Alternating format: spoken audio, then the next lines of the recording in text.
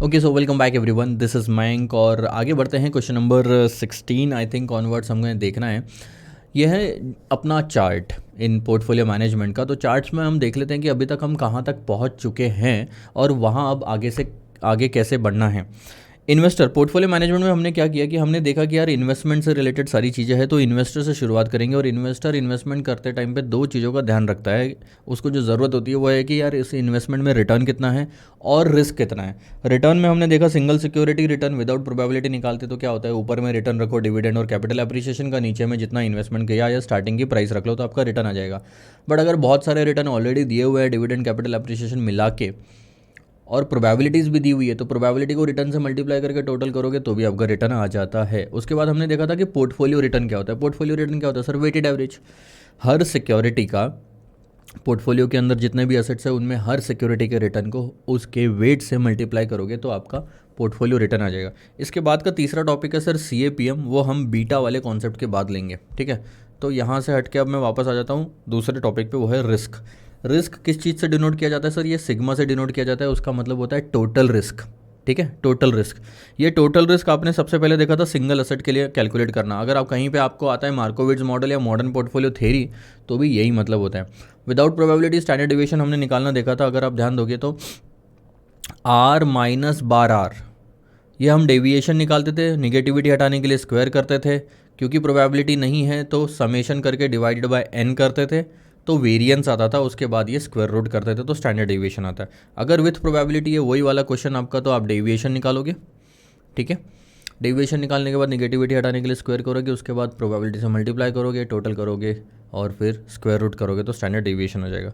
वही हमने देखा कि पोर्टफोलियो का रिस्क निकाला जाता है दो असेट का अगर पोर्टफोलियो है तो इस तरह से। Weight of A standard division of A square, weight of B standard division of B square plus 2 into weight of A weight of B standard division of A standard division of B RAB। ये और कुछ नहीं sir, A+B whole square वाला formula है, बस आखिरी में RAB ज़्यादा लगा हुआ है यहाँ पे। क्योंकि दो सिक्योरिटीज़ में जब आप एक साथ इन्वेस्टमेंट करके पोर्टफोलियो बनाते हो तो रिस्क जो है दोनों का उस पोर्टफोलियो का वो कम होता है, तो उसका इम्पैक्ट RAB से दिया जाता है। Sorry, excuse me. ये जो पार्ट है ना स्टैंडर्ड डिवीजन ऑफ AB और RAB, इसको कोवैरिएंस कहा जाता है। ये भी हमने देखा था। अब आपको एक चीज़ और याद होगी कि अगर उसी RAB को अगर मैं +1 रख दूँ, -1 रख दूँ या 0 रख दूँ तो फॉर्मूला छोटा हो जाता है।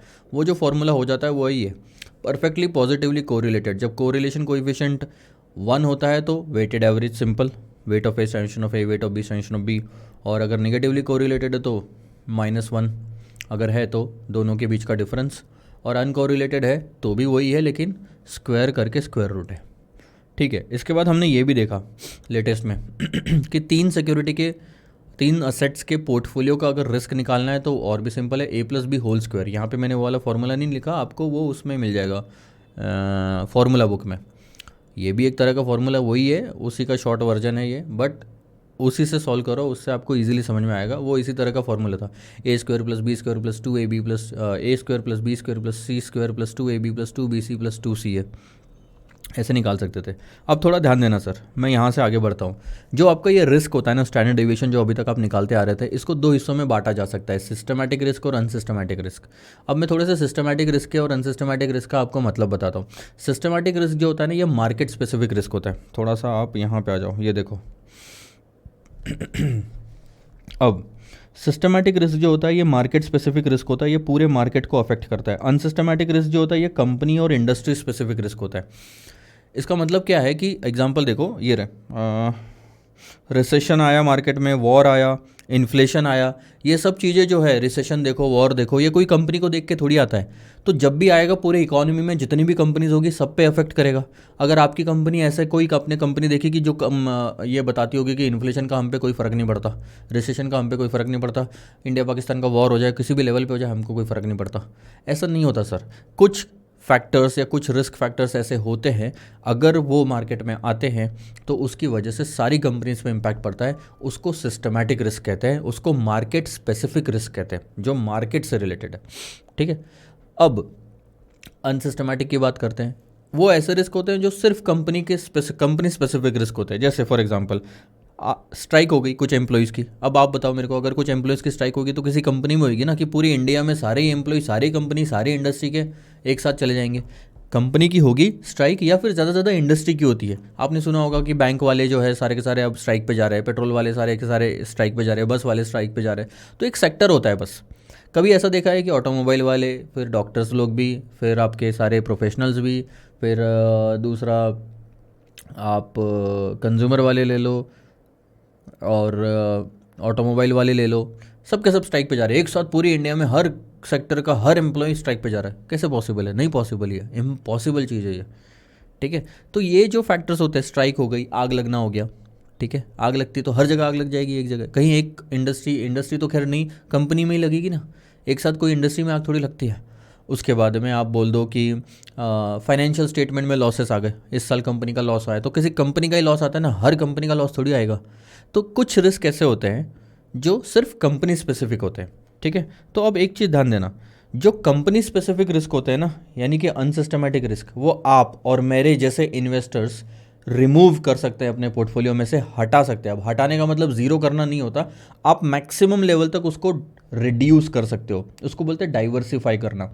जब आप अपना पूरा इन्वेस्टमेंट एक इंडस्ट्री या एक कंपनी में ना डालते हुए अलग अलग इंडस्ट्री में डाल दोगे, ऑटोमोबाइल में डाल दिया आपने, फार्मास्यूटिकल में डाल दिया आपने, ठीक है, बैंकिंग इंडस्ट्री में डाल दिया आपने, सर्विस इंडस्ट्री में डाल दिया, एजुकेशन इंडस्ट्री में डाल दिया, अलग अलग जगह आपने अपना इन्वेस्टमेंट फैला दिया, तो आप मेरे को बताओ, आग लगेगी तो सारी इंडस्ट्री में एक साथ तो लगेगी नहीं कभी भी। तो कोई भी पॉइंट ऐसा नहीं आएगा कि आपका अनसिस्टमेटिक रिस्क बहुत ज़्यादा होगा, बहुत कम होगा आपका हमेशा अनसिस्टमेटिक रिस्क, क्योंकि आपने डाइवर्सिफिकेशन करके अपने इन्वेस्टमेंट को अलग अलग इंडस्ट्री, अलग अलग कंपनीज में डाल के उस अनसिस्टमेटिक रिस्क को आपने कम कर दिया है, इतना कि वो ना के बराबर हो गया।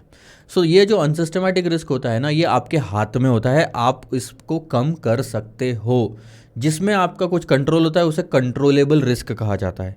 बट अब मार्केट सिस्टमैटिक रिस्क ले लो, ये मार्केट स्पेसिफिक रिस्क है। रिसेशन में आप कुछ नहीं कर सकते, अकेला इन्वेस्टर कुछ नहीं कर सकता।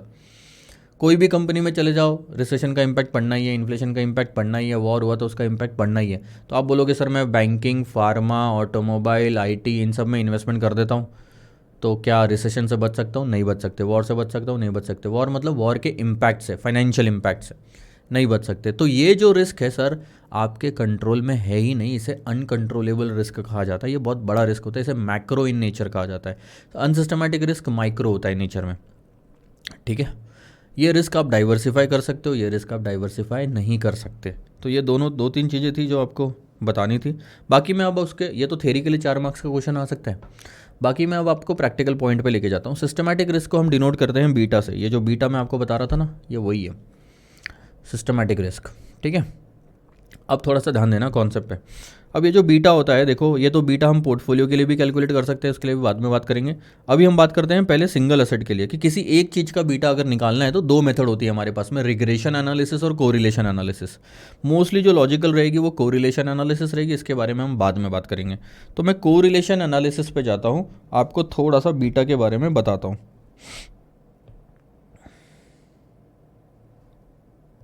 देखो अब क्या होता है ना, आपने कोरिलेशन कोएफिशिएंट का फॉर्मूला देखा, लॉजिकल था ना वो correlation coefficient of A B is equal to, हम क्या करते थे, covariance of A B divided by standard deviation of A standard deviation of B. आपने नोटिस किया होगा, मैंने आपको बताया था कि ये जो न्यूमरेटर और डिनोमिनेटर है, ये दोनों के दोनों वेरिएंस ही है, दोनों वेरिएंस है। देखो स्टैंडर्ड डेविएशन को स्टैंडर्ड डेविएशन से मल्टीप्लाई करते हो तो स्टैंडर्ड डेविएशन स्क्वायर आता है ना। बस हम वहाँ पे स्क्वायर क्यों नहीं लिख सकते, क्योंकि देखो स्टैंडर्ड डेविएशन ऑफ ए और स्टैंडर्ड डेविएशन ए को मल्टीप्लाई करते तो मैं standard deviation of A square लेता। बट अब स्टैंडर्ड डेविएशन ऑफ ए और स्टैंडर्ड डेविएशन ऑफ बी है तो मैं मल्टीप्लाई नहीं कर सकता ना, स्क्वायर लिख नहीं सकता। तो अलग अलग लिखा है तो भी आप समझ तो सकते हो, लेकिन है वो वेरिएंस ही है, ये वेरिएंस ही, और ऊपर भी कोवेरिएंस ही है, ए बी का ही है वो भी, ये भी ए बी का ही है। तो फ़र्क क्या है सर? बहुत सिंपल है कि ये जो वेरिएंस है ये एक्चुअल रिस्क है जब हम पोर्टफोलियो बनाते हैं ए बी को एक साथ इन्वेस्ट करके। लेकिन ये जो रिस्क है ये अलग अलग रिस्क है, स्टैंड ए का अलग से रिस्क है, बी का अलग से रिस्क है। आज ए में इन्वेस्ट कर रहे हो, फिर कल ए बेच के बी में इन्वेस्टमेंट कर रहे हो, तो अलग अलग अगर पकड़ा जाए तो इनका रिस्क होता है मान लो 100 का, और कोवेरियंस आता है मान लो 80 का। तो हमारा कोरिलेशन कोएफिशिएंट क्या आता है 0.80, यानी कि रिस्क कम है। आप 100 अलग अलग तरीके से रिस्क हो गया और कंबाइन करके रिस्क अगर 80 आ रहा है तो आपको तो क्लियर दिख रहा है ना कि 100 से 80 कम है, तो ये 0.80 का मतलब ही वही होता है। वैसे ही होता है sir beta, beta A M. अब देखना पहली चीज़ तो बीटा जो है मैंने बी नहीं लिया, यहाँ पे एम लिया, क्योंकि एम का मतलब यहाँ पे होता है सर मार्केट। तो आप कोई भी फैक्टर लो, C D E F G H का जे कुछ भी, लेकिन उसका मतलब होना चाहिए मार्केट। ये मार्केट के अगेंस्ट में निकाला जाता है बीटा। जैसे ए और बी के बीच का आपने रिलेशन निकाला, वैसे ए और एम के साथ वाला हम ए का रिस्क निकालेंगे। ये जो निकाल रहे हैं हम ए का रिस्क निकाल रहे हैं। अब ये जो बीटा ऑफ ए एम होता है ना, उसमें हमेशा आप प्रैक्टिकली किसी भी किताब में देखोगे एम लिखा हुआ नहीं मिलेगा। एम इज साइलेंट, आप मान के चलो साइलेंट या इनविजिबल, बिकॉज इस बीटा कॉन्सेप्ट का मतलब ही होता है कि हम सिक्योरिटी ए का सिस्टमैटिक रिस्क निकाल रहे हैं एज अगेंस्ट मार्केट, यानी मार्केट के रिस्क के कंपैरिजन में ए का रिस्क निकालना है। हमने ये क्या किया था यहाँ पे, ए बी के रिस्क के कंपैरिजन में ए बी का ही रिस्क निकाला, लेकिन ये अलग था, ये साथ में था। ठीक है, अब सेम फॉर्मूला इस्तेमाल होगा सर, ध्यान देना। कोवैरियंस ऑफ ए एम, ए का मार्केट के साथ क्या नाता है, मतलब ए का रिस्क मार्केट के साथ मिला के कितना होता है। और हम क्या निकाल रहे हैं, ए का रिस्क निकाल रहे हैं एज अगेंस्ट मार्केट रिस्क। तो मार्केट का रिस्क डिनोमिनेटर में लिखना चाहिए, मैंने लिख दिया, बट सिर्फ स्टैंडर्ड डिवीजन से नहीं sir, standard division of M into standard division of M. ध्यान रहना, दोनों का बेस सेम होना चाहिए, नीचे भी वेरिएंस ऊपर भी वेरिएंस। इस दोनों इन यहाँ पे भी तो था ना, नीचे भी वेरिएंस ऊपर भी वेरिएंस, तो यहाँ पे भी वही होना चाहिए। हाँ, यहाँ पे स्टैंडर्ड डिवीजन ऑफ ए नहीं लोगे आप, यहाँ ऊपर में आ जाएगा वो आपका। आप क्या निकाल रहे हो, अब इस फॉर्मूले को थोड़ा सा पढ़ो दिमाग से, तब आपको हमेशा याद रहेगा, रटना नहीं पड़ेगा। आप निकाल रहे हो risk of A with the market as against the market independently. Market का अपना जो रिस्क है उसके अगेंस्ट में ए का मार्केट के साथ कितना है, तो ये वही फॉर्मूला है कोरिलेशन वाला जो यहाँ पे आना है। ठीक है, बस इसको अब क्योंकि स्टैंडर्ड डिवीजन ऑफ एम और एम दोनों हैं, तो हम लिख लेंगे covariance of A M divided by standard division of M square. आपको वो फॉर्मूला मिलेगा हर जगह पे, रटने की ज़रूरत नहीं है सर। नीचे मार्केट का वेरिएंस है, ऊपर ए का वेरिएंस है मार्केट के साथ। नीचे मार्केट का अपना वेरिएंस है, ऊपर ए का वेरिएंस है मार्केट के साथ। ये समझा, कोवेरियंस इसके लिए बोलते हैं। अब आपको पता है कोरिलेशन कोएफिशिएंट का ये हमारा फॉर्मूला था। ठीक है, अब ये जो डिनोमिनेटर है standard division of A B, अगर आप इसको इधर ले जाओगे तो ये क्या हो जाएगा, R A B into standard division of A standard division of B. तो कोवेरियंस ऑफ ए बी की जगह मैं ये लिख सकता हूँ ना पूरा। तो देखो, अगर मैं लिखने जाऊँ तो ये ऐसा आएगा, R A M into standard division of A standard division of M divided by standard division of M square. बराबर लिखा ना मैंने, कोवेरियंस ऑफ ए एम की जगह पे। और फॉर्मूला बनाते, आप अगर नोटिस करोगे तो एक स्टैंडर्ड डिवीजन ऑफ एम और एक एम ये यहाँ से काट सकता हूँ, क्योंकि न्यूमरेटर डिनोमिनेटर दोनों में, तो फॉर्मूला और छोटा हो जाता है, R A M standard division of A standard division of M. अब देखो क्या है, मैं आपको क्या बता रहा हूँ, इस फॉर्मूले को और इस फॉर्मूले को, इसको और इसको ज़्यादा याद रखना मत। क्यों याद नहीं रखना ये भी मैं बताता हूँ, क्योंकि इसको कॉन्सेप्चुअली पढ़ने में थोड़ा दिक्कत होगी। इसको पढ़ने में दिक्कत नहीं होती, इसमें दिमाग नहीं लगाना पड़ता। इसमें नीचे वेरिएंस मार्केट का है, ऊपर वेरिएंस ए का मार्केट के साथ है ना। अभी मैं बोलता हूँ कि 5 रुपये मिले 10 रुपये के बदले, ध्यान देना, 5 रुपये मिले 10 रुपये के बदले, तो आप बोलोगे ना कि सिर्फ 50% ही पैसा मिला, तो वही तो हो गया, आपका रिस्क मार्केट के बदले में कितना है, सेम। तो अब मैं अगर आंसर लेता हूँ इसका, let's say covariance of A M हम पकड़ लेते हैं 80 का, चलो अब कुछ और पकड़ते हैं 70, और मार्केट का आ गया 10 इंटू 10 100। तो अब बीटा हमारा क्या आ गया 0.70। इसका मतलब क्या होता है, ध्यान देना, इट रिप्रेजेंट्स, दो चीज़ें रिप्रेजेंट करता है ये फिगर, एक तो डायरेक्शन एंड एक्सटेंट, किस हद तक जाएगा। अब डायरेक्शन का मतलब देखो, अगर डायरेक्शन आपकी पॉजिटिव है, मतलब आपका जो आंसर है वो पॉजिटिव है, तो पॉजिटिव डायरेक्शन यानी कि सेम डायरेक्शन में जाएगा जिसमें मार्केट जा रहा है, मैं बताऊंगा इसका मतलब।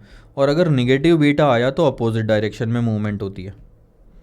और एक्सटेंड का मतलब होता है कि जैसे मार्केट का रिटर्न अगर 10% है, मार्केट अगर 10% से ऊपर गया तो 0.70 का मतलब स्टॉक जो है मेरा ए ये 7% से ऊपर जाएगा, मार्केट ये भी ऊपर जाएगा। मार्केट अगर 5% से नीचे गया तो 0.7 से मल्टीप्लाई होकर 3.5% से मेरा स्टॉक भी नीचे जाएगा। तो एक्सटेंट का मतलब किस हद तक चेंज आएगा।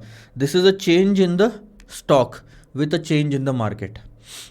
ठीक है, अब आप देखो यहाँ पे 0.70 का मतलब पहले तो पॉजिटिव है, यानी मार्केट जिस तरफ जाएगा उस तरफ ये स्टॉक मूव करेगा। लेकिन जितना मार्केट कर रहा है उतना करेगा क्या? नहीं, उसके लिए बीटा 1 होना ज़रूरी है। जितना मार्केट करेगा उसके सिर्फ 0.7 टाइम्स मेरा स्टॉक मूव करेगा, ये होता है बीटा का मतलब। अब कोरिलेशन कोएफिशिएंट की ना एक लिमिट थी, अगर आपको याद होगा तो -1 0 +1, इसके बाहर कोरिलेशन कोएफिशिएंट नहीं जाता था। लेकिन बीटा की सर ऐसी कोई लिमिट नहीं होती, वो यहाँ से इधर भी यहाँ से इधर भी 2 भी हो सकता है, 3 भी हो सकता है, -2 -3 भी हो सकता है। खैर -2 -3 बहुत ज़्यादा माना जाता है, बट उसके पार भी जा सकता है, ऐसी कोई लिमिट नहीं है बीटा की। ठीक है, एक चीज़ ये भी समझ में आ गया आपको, फॉर्मूला भी समझ में आ गया आपको। बीटा ऑफ ए बी, ए क्या निकालना है सर? रिस्क ऑफ ए निकालना है एज अगेंस्ट मार्केट। तो मार्केट का रिस्क नीचे रख लो, ए का रिस्क ऊपर रख लो, और वो वेरिएंस में रखना, बस फ़र्क यही है। ये जो मेथड आपने सीखी ये कोरिलेशन एनालिसिस कहलाती है, ध्यान देना सर। ये है कोरिलेशन एनालिसिस। इसमें आपका ये तीसरा formula covariance of X Y या कोवेरियंस ऑफ एक्स वाई, जिसमें वाई का मतलब मार्केट होता है, divided by standard deviation of Y square, यानी कि variance of Y, variance of market, variance of stock. इसी को बाद में फिर इन सब फॉर्मूले में कन्वर्ट करा गया। ठीक है, और ये फॉर्मूला आप देख चुके हो, कोरिलेशन कोएफिशिएंट वाला, कोवेरियंस वाला भी आप देख चुके हो। ठीक है, इसमें तो अब कुछ करने की ज़रूरत नहीं है। आओ सर एक क्वेश्चन देखते हैं, फिर हम बीटा निकालते हैं।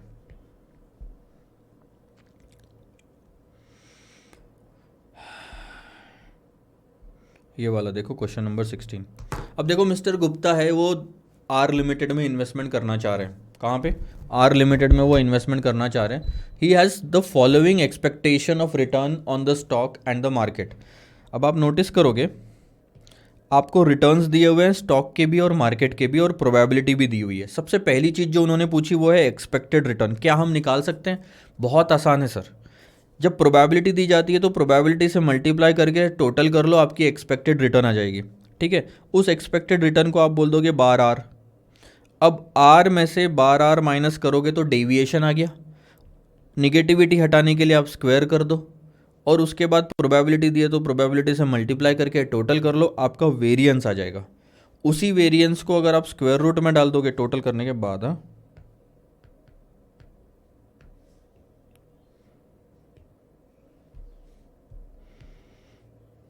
तो ये टोटल कर लिया और उसके बाद स्क्वायर रूट में डाल दोगे तो आपका स्टैंडर्ड डेविएशन आ जाएगा। तो पहला वाला पार्ट तो बहुत आसानी से सॉल्व हो गया, ये अभी तक हम करते आए थे पिछले 15 क्वेश्चन तक।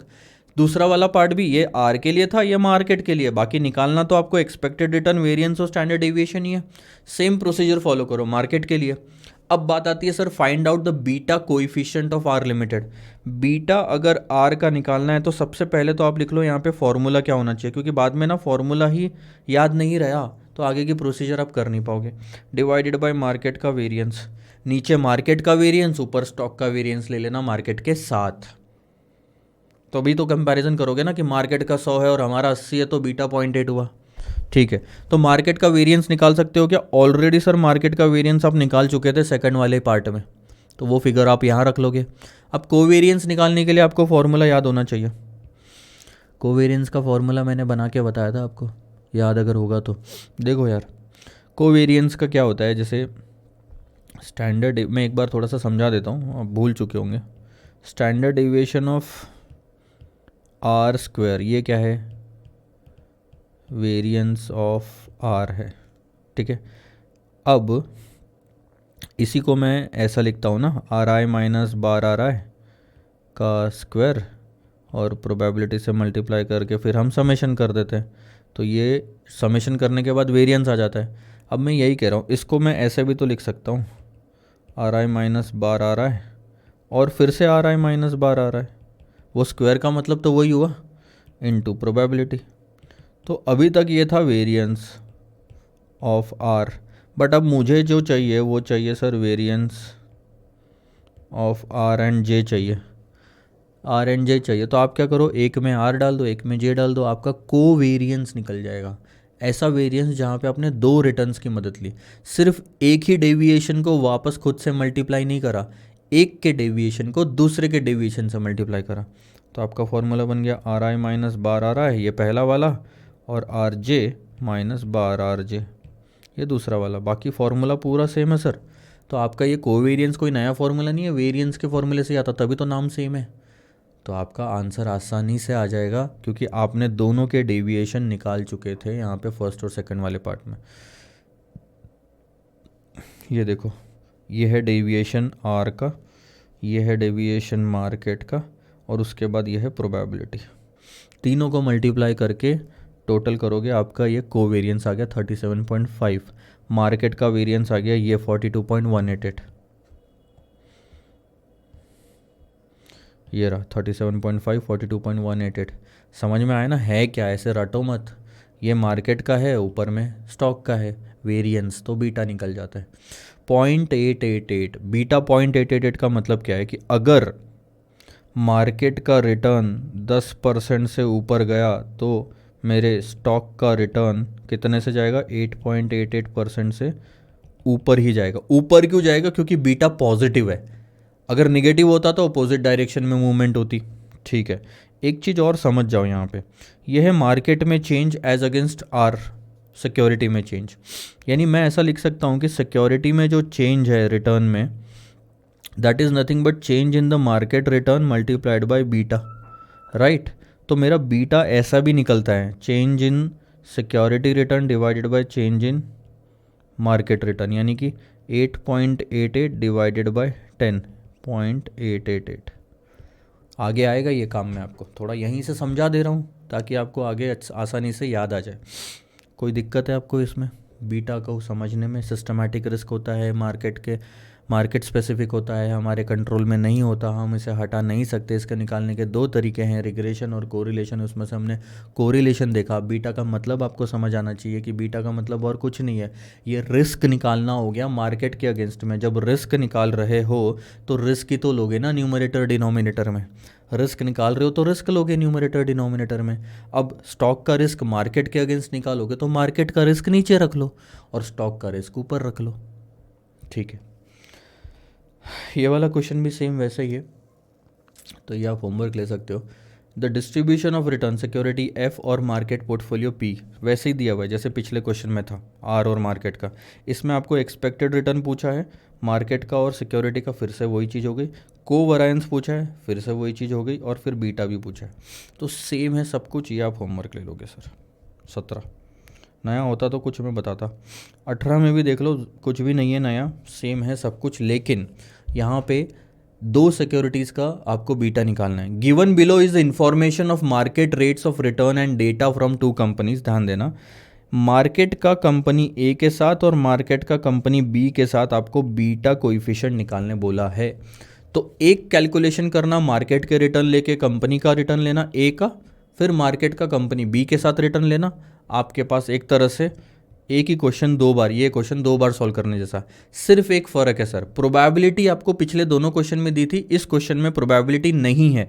तो जहाँ जहाँ प्रोबेबिलिटी आती है वहाँ वहाँ आपको डिवाइडेड बाय n यानी कि डिवाइडेड बाय 3 करना पड़ेगा, आपका आंसर आ जाएगा। वापस वही चीज़ करना है सर आपको, कोवेरियंस निकालो ए एम का, इधर कोवेरियंस निकलेगा बी एम का, divided by standard deviation of M square divided by standard deviation of M square. तो सबसे पहले आप मार्केट का वेरियंस भी तो निकाल सकते हो। सेम आंसर है, होमवर्क लो, थोड़ा प्रैक्टिस करो। इसमें कुछ और समझेगा नहीं, ऐसा कुछ भी नहीं है। एक भी फिगर अगर आपको इसमें नहीं समझ में आई ना तो आप मुझको पूछो, क्योंकि सब कुछ समझा दिया मैंने अभी तो। नहीं तो पूछो, बिंदास पूछो। अब क्वेश्चन नंबर 19 पे आते हैं sir.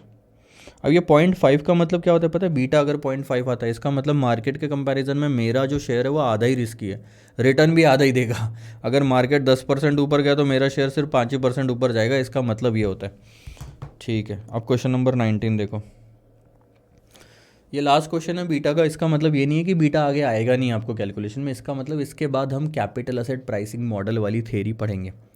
The following information is available with respect to JK limited. अब आपको जेके लिमिटेड की कुछ इन्फॉर्मेशन दी है, अगर आपने ध्यान दिया होगा तो जेके लिमिटेड की ये एक इन्फॉर्मेशन है, मार्केट की ये इन्फॉर्मेशन और risk free return of the government bonds की ये इन्फॉर्मेशन है। ये इन्फॉर्मेशन एज सच कोई काम की नहीं है इस क्वेश्चन में फ़िलहाल के लिए। तो वो पता नहीं कॉलम फालतू का जाएगा। कंप्यूट करना है आपको बीटा वैल्यू 2005 के एंड में। अब बीटा निकालना है आपको, ठीक है सर बीटा निकालना है हमें, लेकिन अब ध्यान दो बीटा जब आपको निकालना है और प्रोबेबिलिटी क्वेश्चन में नहीं दी है तब आप दो तरीके से बीटा निकाल सकते हो।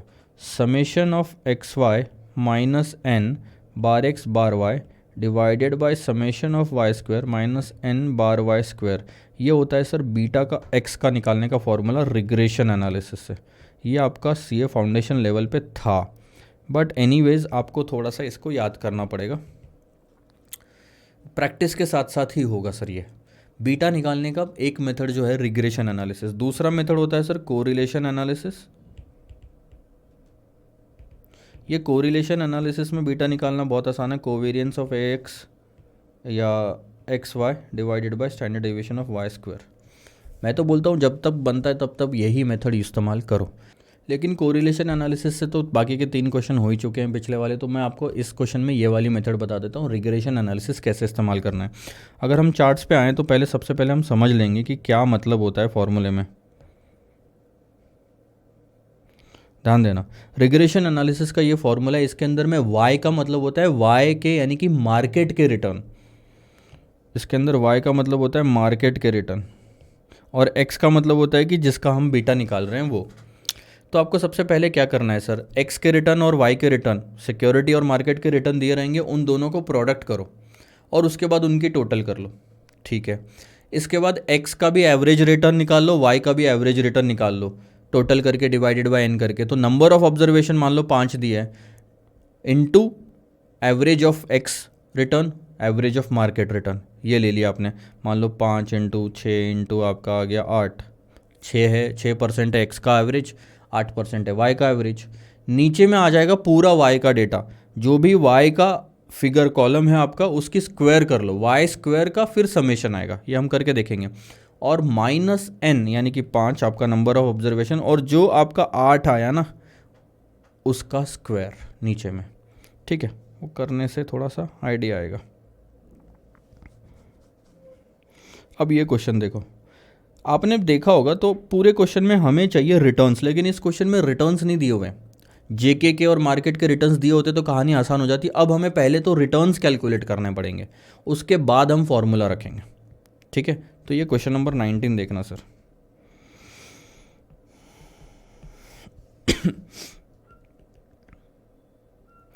जेके में रिटर्न कैसे निकालोगे, dividend plus capital appreciation divided by initial investment, ठीक है।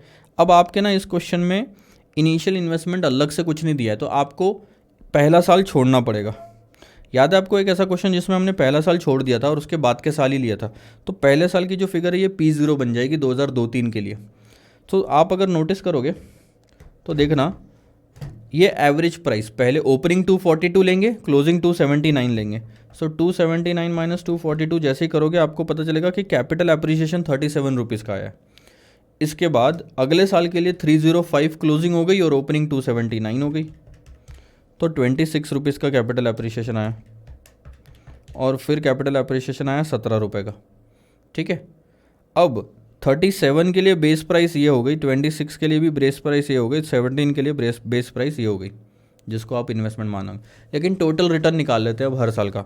अब देखो 37 प्लस 25 ये हो गया 62 का टोटल रिटर्न, ये हो गया 56 टोटल रिटर्न, ये हो गया 52 टोटल रिटर्न।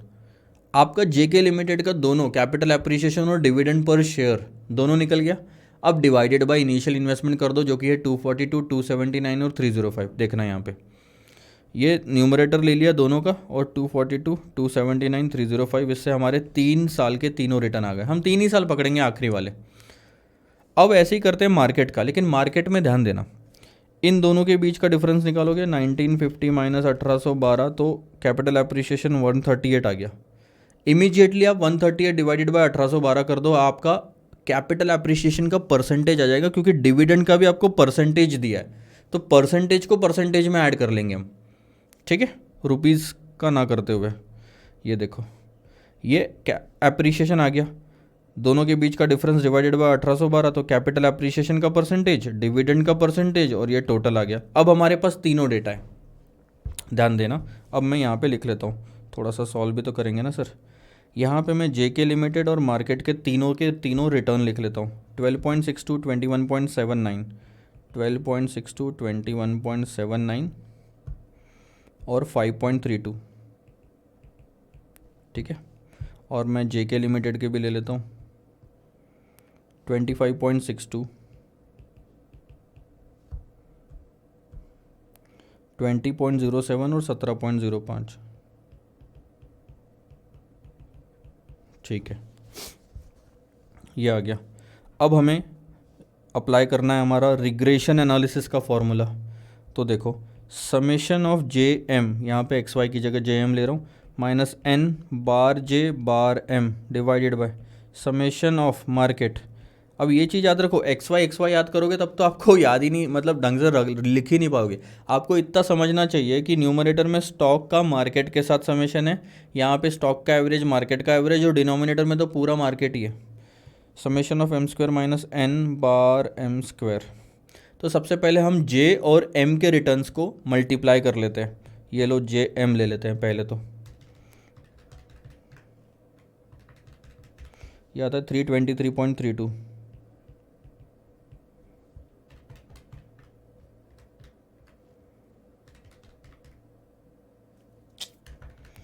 20.07 इंटू 21.79, ये आ गया 437.32।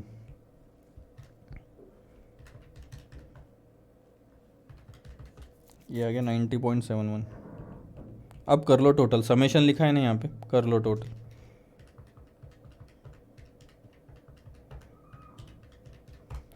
$851.35। अच्छा, इन दोनों की भी टोटल करके 3 से डिवाइड कर दो ताकि एवरेज निकल जाएगा।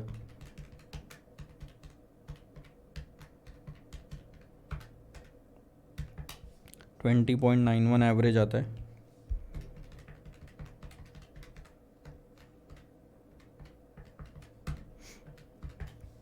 $13.24 एवरेज आता है इसका, ठीक है।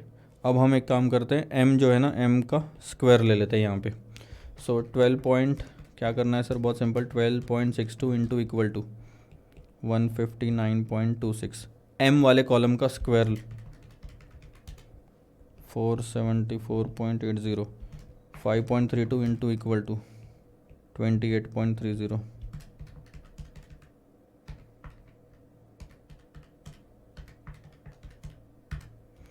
662.36। देखो, अब सबसे पहले आपका समेशन ऑफ JM, ये आ गया समेशन ऑफ JM, ये आ गया आपका M बार M का स्क्वायर, नहीं ये आ गया आपका M², ठीक है। अब देखो फिगर्स रखते हैं,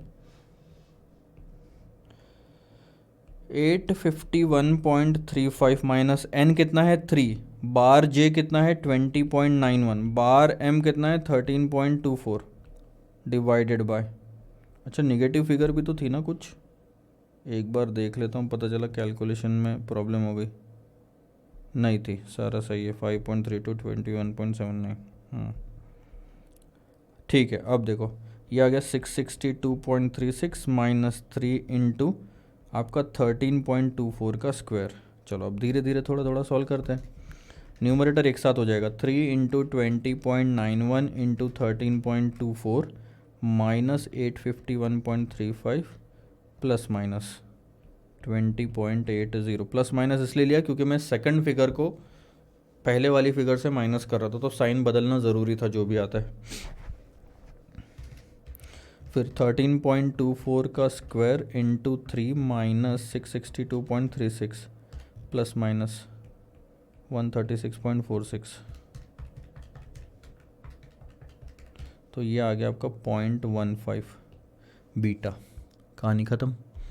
इस क्वेश्चन में देखते हैं, ये देखो, x ले लिया, y ले लिया, xy को मल्टीप्लाई किया, y को स्क्वायर किया, आपकी सारी फिगर्स यहाँ पे आ गई, 0.15 है। आसान, थोड़ा फॉर्मूला देखो आपको प्रैक्टिस करना पड़ेगा।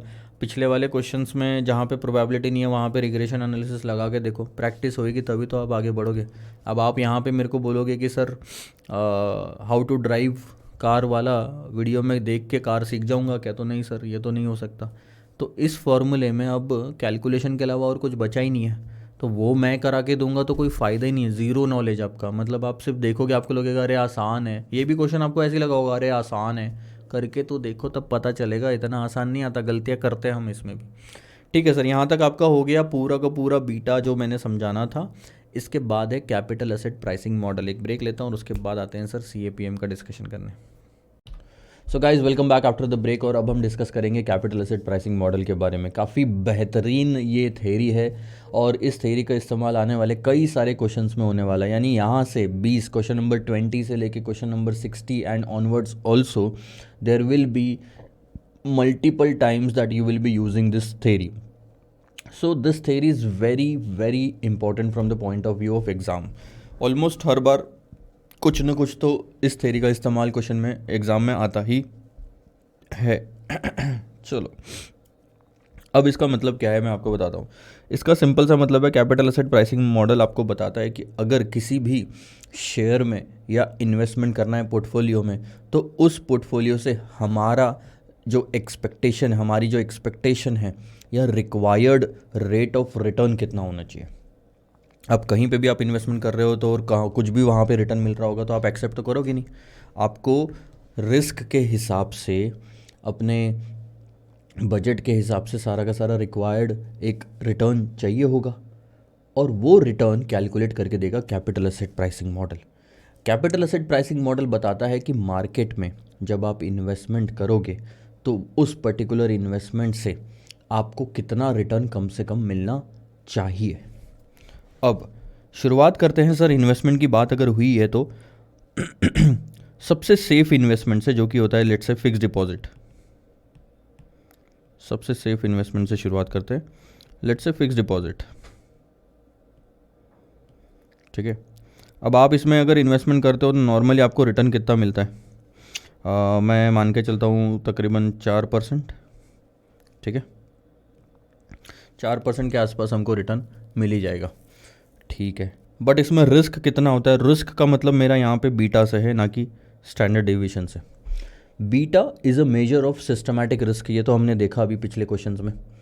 तो बीटा कितना होगा एफडी में आप इन्वेस्टमेंट करोगे तो? Virtually it is zero, because risk अगर है ही नहीं बैंक में, एफडी में इन्वेस्टमेंट करने से, सेविंग बैंक्स में, तो ज़ीरो माना जाता है। सो थ्योरेटिकली हम उसको ज़ीरो मानते हैं, बट प्रैक्टिकली अगर देखा जाए तो कुछ ना कुछ तो चांसेस होते ही हैं। बैंक भी अगर डूब गई तो आपका सारा का सारा एफडी डूब गया, तो कुछ तो रिस्क होता ही है हमेशा, किसी भी इन्वेस्टमेंट में लो। इनफैक्ट आप अपने जेब में भी कैश रख रहे हो तो रिस्क होता है कि कहीं आपका कोई जो जेब कतरा है वो पॉकेट ना मार ले, तो वो भी तो एक रिस्क ही है ना। तो रिस्क तो सर होता ही है, कभी भी ज़ीरो नहीं हो सकता। ठीक है, बट फिर भी जो हम थ्योरेटिकली मान के चलते हैं कि रिस्कलेस भी चीज़ें कुछ होती है, तो उस हिसाब से आप इसको ज़ीरो मानिए। ठीक है, सो एफडी में अगर मैं इन्वेस्टमेंट करता हूँ तो 4% का रिटर्न मिल सकता है। अब मैं आपको बोलता हूँ कि आप एक काम करो, यहाँ पे इन्वेस्टमेंट मत करो, आप शेयर मार्केट में आ जाओ, आप मार्केट में इन्वेस्टमेंट करो। I want you to invest in the market, और यहाँ पे भी मैं आपको 4% रिटर्न दे देता हूँ। क्या आप इन्वेस्टमेंट करोगे मार्केट में? नहीं करोगे सर। क्यों नहीं करोगे बताता हूँ आपको मैं। क्योंकि मार्केट का जो बीटा होता है वो होता है 1 बाय डिफ़ॉल्ट। तो आप अगर देख रहे हो यहाँ पे 0 से 1 तक का रिस्क आप उठा रहे हो, यानी पहले तो कुछ भी रिस्क नहीं उठा रहे थे, अब आप 0.2, 0.3, 0.5 भी नहीं, पूरा 1 रिस्क उठा रहे हो। ठीक है, और रिटर्न कितना मिल रहा है? उतना ही मिल रहा है। तो वो एक क्वेश्चन देखा जहाँ पे हमने 3 सिक्योरिटी सिलेक्ट करनी थी, तो हम देख रहे थे कि यार सेम लेवल ऑफ रिटर्न पे लेसर रिस्क हम प्रीफर करेंगे, तो ऐसे केस में तो ये एफडी ही प्रीफर करेंगे। कोई भी इन्वेस्टर इस सिचुएशन में मार्केट में इन्वेस्टमेंट करेगा ही नहीं।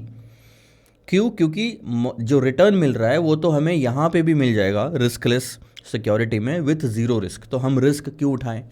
आ रही है बात समझ में? अच्छा, तो अब अगर इस सिचुएशन से तो मार्केट तो बंद हो नहीं जाएगा।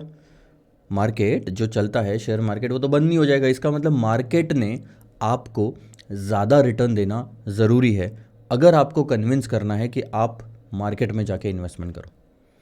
अगर मैं बोलूं कि आप मार्केट में ही इन्वेस्टमेंट करो, तो किस पॉइंट पे आप करोगे? जब आपको रिटर्न ज़्यादा मिलेगा, क्योंकि आप रिस्क उठा रहे हो। तो लेट्स से मैं आपको जो रिटर्न है वो 5% दे देता हूँ, ज़्यादा रिटर्न है ना, 4 से तो ज़्यादा ही है। क्या आप अब भी मार्केट में इन्वेस्टमेंट करोगे? नहीं करोगे सर मार्केट में इन्वेस्टमेंट। क्यों नहीं करोगे? क्योंकि जितना रिस्क उठा रहे हो उस हिसाब से रिटर्न एक्स्ट्रा नहीं मिल रहा।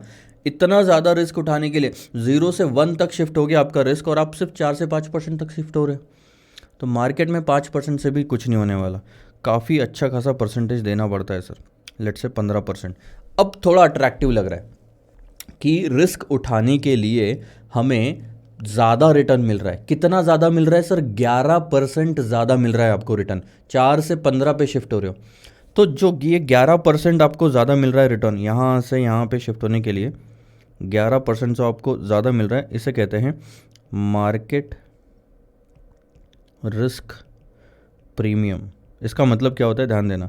मार्केट जितना रिस्क आप उठा रहे हो, मार्केट जितना रिस्क आप उठा रहे हो 0 से, तो आपको कुछ प्रीमियम मिलना चाहिए, वो है 11। और प्रीमियम का मतलब होता है ज़्यादा रिटर्न। तो ज़्यादा किस पे सर? 4 पे। तो 11 + 4 शुड बी इक्वल टू 15। ठीक है, ये एक कहानी हुई। अब मैं आपको बताता हूँ कि लेट से आप एक काम करो, आप टाटा मोटर्स में इन्वेस्टमेंट करो। पूरे मार्केट में ना करते हुए मैं आपको एक स्पेसिफिक शेयर बताता हूँ, आप सिर्फ उसमें इन्वेस्टमेंट करो। और इसका बीटा है 1.2, और इसमें भी मैं आपको 15% दे दूंगा। क्या आप इन्वेस्टमेंट करोगे टाटा मोटर्स में? बिल्कुल भी नहीं करोगे। अगेन सेम चीज़ आती है कि सर जब सेम लेवल ऑफ रिटर्न ही मिलना है तो लेसर रिस्क प्रेफर किया जाएगा। तो no one will go and invest in the Tata Motors because the risk in the Tata Motors is more than the market. Getting it? Risk in the Tata Motors is more than the market. So I need to provide some extra return as per the extra risk that has been taken by the investor. So यहाँ पे return कितना होना चाहिए? That's what CAPM is. CAPM आपको बताता है कि अगर आपके कंपनी का, जहाँ पे आप इन्वेस्टमेंट कर रहे हो, उसका रिस्क अगर इतना है तो आपको इस कंपनी में कितना रिटर्न मिलना चाहिए। अब CAPM की थ्योरी बोलती है कि देखो, जब बंदा 0 से 1 तक के रिस्क पे शिफ्ट हुआ तो उसे 11% का प्रीमियम मिला। अब 0 से 1.2 तक शिफ्ट होगा तो कितना परसेंट का प्रीमियम मिलना चाहिए? बहुत सिंपल है, क्या हम निकाल सकते हैं? यस सर, ये था 0 से 1 तक का, इसके लिए 11%। अब हम बदलाव करते हैं, 0 से 1.2 तक शिफ्ट हो रहा हूँ, रिस्क मेरा 0 से 1.2 तक शिफ्ट हो रहा है, तो मुझे प्रीमियम कितना मिलना चाहिए? राइट, 1.2। सो 11 मल्टीप्लाइड बाय 1, यानी 1 के लिए 11%, तो 1.2 के लिए कितना? 1.2 के लिए कितना? तो क्या मैं ये कह सकता हूँ कि मैं इस तरह से लिख सकता हूँ उसको कि 11% प्रीमियम है 1 के रिस्क के लिए, तो 1.2 के लिए कितना? राइट, तो इससे आपका आंसर आ जाएगा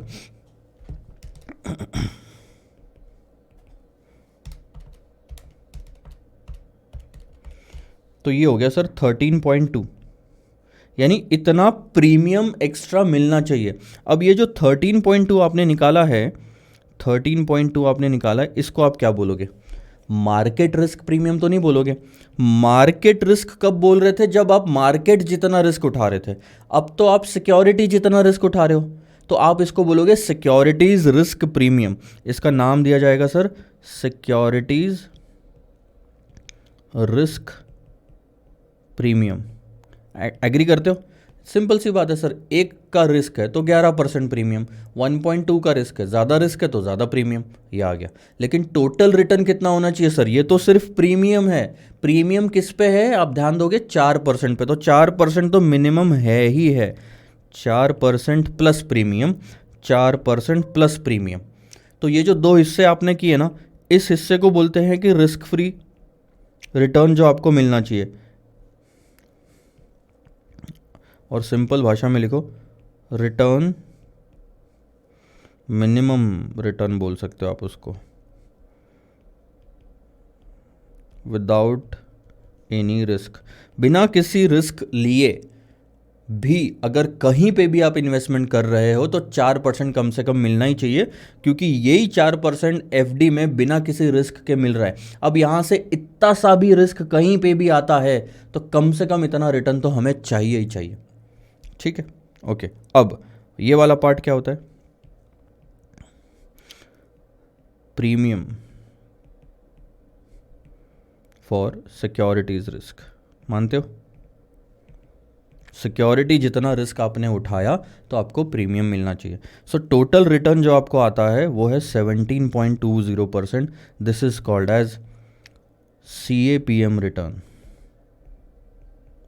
आप उसको बोल सकते हो रिक्वायर्ड रिटर्न, आप उसको बोल सकते हो कॉस्ट ऑफ इक्विटी, क्योंकि याद करना सिक्योरिटी वैल्यूएशन में जो इन्वेस्टर को कंपनी से चाहिए होता है वो कॉस्ट ऑफ इक्विटी होती है, और वो कुछ नहीं, रिक्वायर्ड रेट ऑफ रिटर्न होता है, यानी कि CAPM रिटर्न। आप उसको थ्योरेटिकल रिटर्न भी बोल सकते हो। बहुत सारे नाम है सर, मतलब सबका एक ही है। आप इसको फेयर रिटर्न भी बोल सकते हो।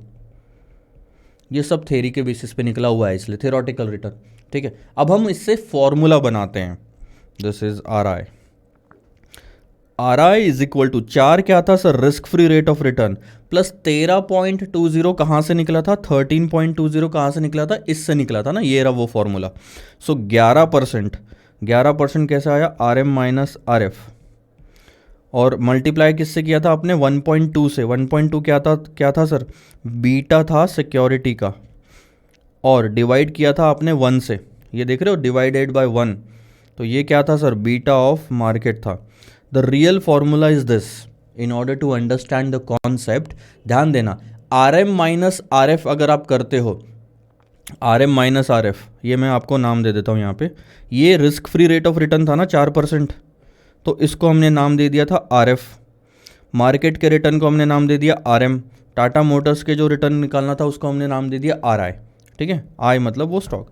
तो RM माइनस RF 15% माइनस 4%, ये 11% था। ये था सर मार्केट का प्रीमियम। प्रीमियम इतना रिस्क उठाने के लिए, ये कितना था? बीटा 1। अगर इतना रिस्क उठाने के लिए 11% प्रीमियम मिल रहा है, तो इतना रिस्क उठाने के लिए कितना मिलेगा? ये पूरा जो फॉर्मूला है ये और कुछ नहीं, इंटरपोलेशन टेक्निक है। इतने के लिए इतना, तो इतने के लिए कितना, और वो ये सारा प्रीमियम है। मिनिमम रेट तो आपको इतना चाहिए ही चाहिए, रिस्क उठाओ मत उठाओ, तो RF में आपने प्रीमियम ऐड करा। अब ये रहा आपका फाइनल फॉर्मूला। अब ध्यान देना एक और चीज़, होता क्या है, it is deemed in the market की beta of M is always 1, और किसी भी चीज़ को 1 से डिवाइड करने से तो आंसर चेंज होता ही नहीं है। तो जो फॉर्मूला बाद में आपको हर जगह मार्केट में दिखेगा वो है sir RI is equal to RF plus beta I in bracket RM minus RF।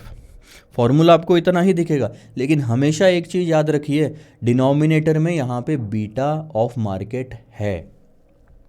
ठीक है, क्योंकि उसका मतलब ही ऐसा होता है कि इतना रिस्क उठाने के लिए इतना रिटर्न अगर प्रीमियम मिल रहा है, तो इतना रिस्क स्टॉक का उठाने के लिए कितना मिलेगा प्रीमियम। अब हम यहाँ पे कुछ चीज़ें ले लेते हैं। RM माइनस RF को क्या कहा जाता है सर? मार्केट का रिस्क उठाने के लिए लिया जाने वाला प्रीमियम। इसका नाम है मार्केट रिस्क प्रीमियम। ठीक है, इसके बाद जो बीटा से आप मार्केट रिस्क प्रीमियम मल्टीप्लाई करते हैं तो उसे क्या कहा जाता है सर? सिक्योरिटी जितना रिस्क उठाने के लिए मिलने वाला प्रीमियम। ठीक है, और ये जो आपका risk free rate of return आता है, इसे कहा जाता है minimum required rate of return, क्योंकि इतना तो कम से कम चाहिए। अगर आप रिस्क फ्री रेट जितना भी रिटर्न नहीं दे रहे हो, तो आपके स्टॉक में कोई भी इन्वेस्ट करेगा जब फ्री में बिना किसी रिस्क के इतना रिटर्न मिल सकता है। So this is the minimum required rate of return. कभी क्वेश्चन अगर आता है, आपको पूछता है कि यार इस पर्टिकुलर स्टॉक में मिनिमम कितना मिलना चाहिए रिटर्न, तो इतना तो मिनिमम मिलना ही चाहिए। तो ये हो गया सर आपका कैपिटल एसेट प्राइसिंग मॉडल। अब हम देखेंगे कुछ क्वेश्चंस, मज़ा आएगा। देखो, क्वेश्चन नंबर 20 ऑनवर्ड्स आपके बहुत सारे क्वेश्चंस हैं। ठीक है, और ध्यान देना, बहुत सारी आगे जगह पे अब हम बहुत क्वेश्चन ही सॉल्व करने वाले हैं, क्योंकि हमने सारे कॉन्सेप्ट्स देख लिए। CAPM आपने अभी देख लिया, बीटा का मतलब आपने देख लिया था यहाँ पे, रिग्रेशन कोरिलेशन। फिर यहाँ देखो CAPM और गॉर्डन्स ग्रोथ मॉडल। CAPM आपने पोर्टफोलियो में देख लिया, गॉर्डन्स ग्रोथ मॉडल आपने सिक्योरिटी वैल्यूएशन में देख लिया। इसके बाद ये देखो CAPM and 2 stage dividend discount model, ये भी सिक्योरिटी वैल्यूएशन में देखा हुआ है। Dividend and earnings growth model, ये भी सिक्योरिटी वैल्यूएशन में देखा हुआ है। ये क्वेश्चन भी CAPM और गॉर्डन्स ग्रोथ मॉडल का। इसमें एक नई चीज़ सीखेंगे कि इन्फ्लेशन को कैसे एडजस्ट करते हैं। फिर CAPM यहाँ पे CAPM बीटा और change in composition of the portfolio, कि बाय करना, सेल करना और खरीदना कब है, तो ये चीज़ हम यहाँ पे सीखेंगे। तो देखो सीखने वाली चीज़ें जो है कॉन्सेप्चुअली वो ये है। बाकी आपके मैक्सिमम जो क्वेश्चन का पार्ट रहेगा वो ऑलरेडी सीखा हुआ रहेगा। पोर्टफोलियो रिटर्न, पोर्टफोलियो बीटा, हम पोर्टफोलियो रिटर्न सीख चुके हैं। पोर्टफोलियो बीटा क्या होता है सर? और कुछ नहीं, जैसे पोर्टफोलियो रिटर्न आपका होगा summation of RI into weight I, यानी कि वेटेड एवरेज रिटर्न, वैसे ही आप पोर्टफोलियो बीटा निकालना सीखेंगे हम।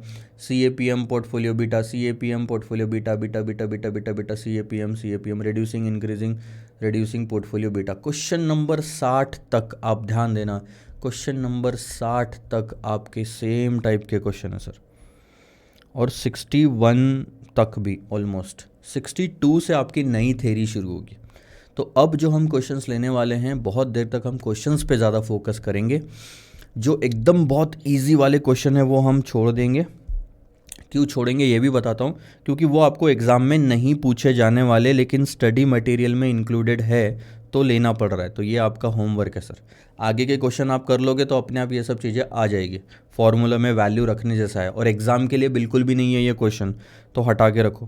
Question number 20, question number 21, question number 22, ये सारे होमवर्क ही है आपके।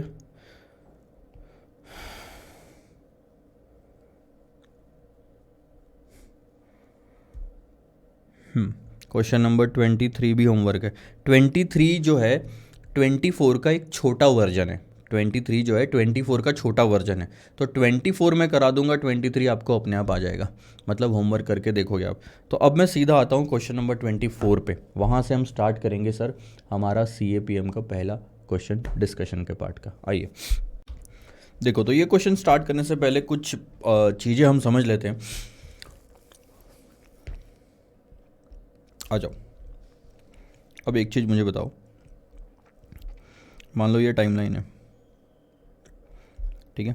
आपने आज 100 रुपये में शेयर खरीदा और 1 साल बाद 110 में आपने बेच दिया, ठीक है।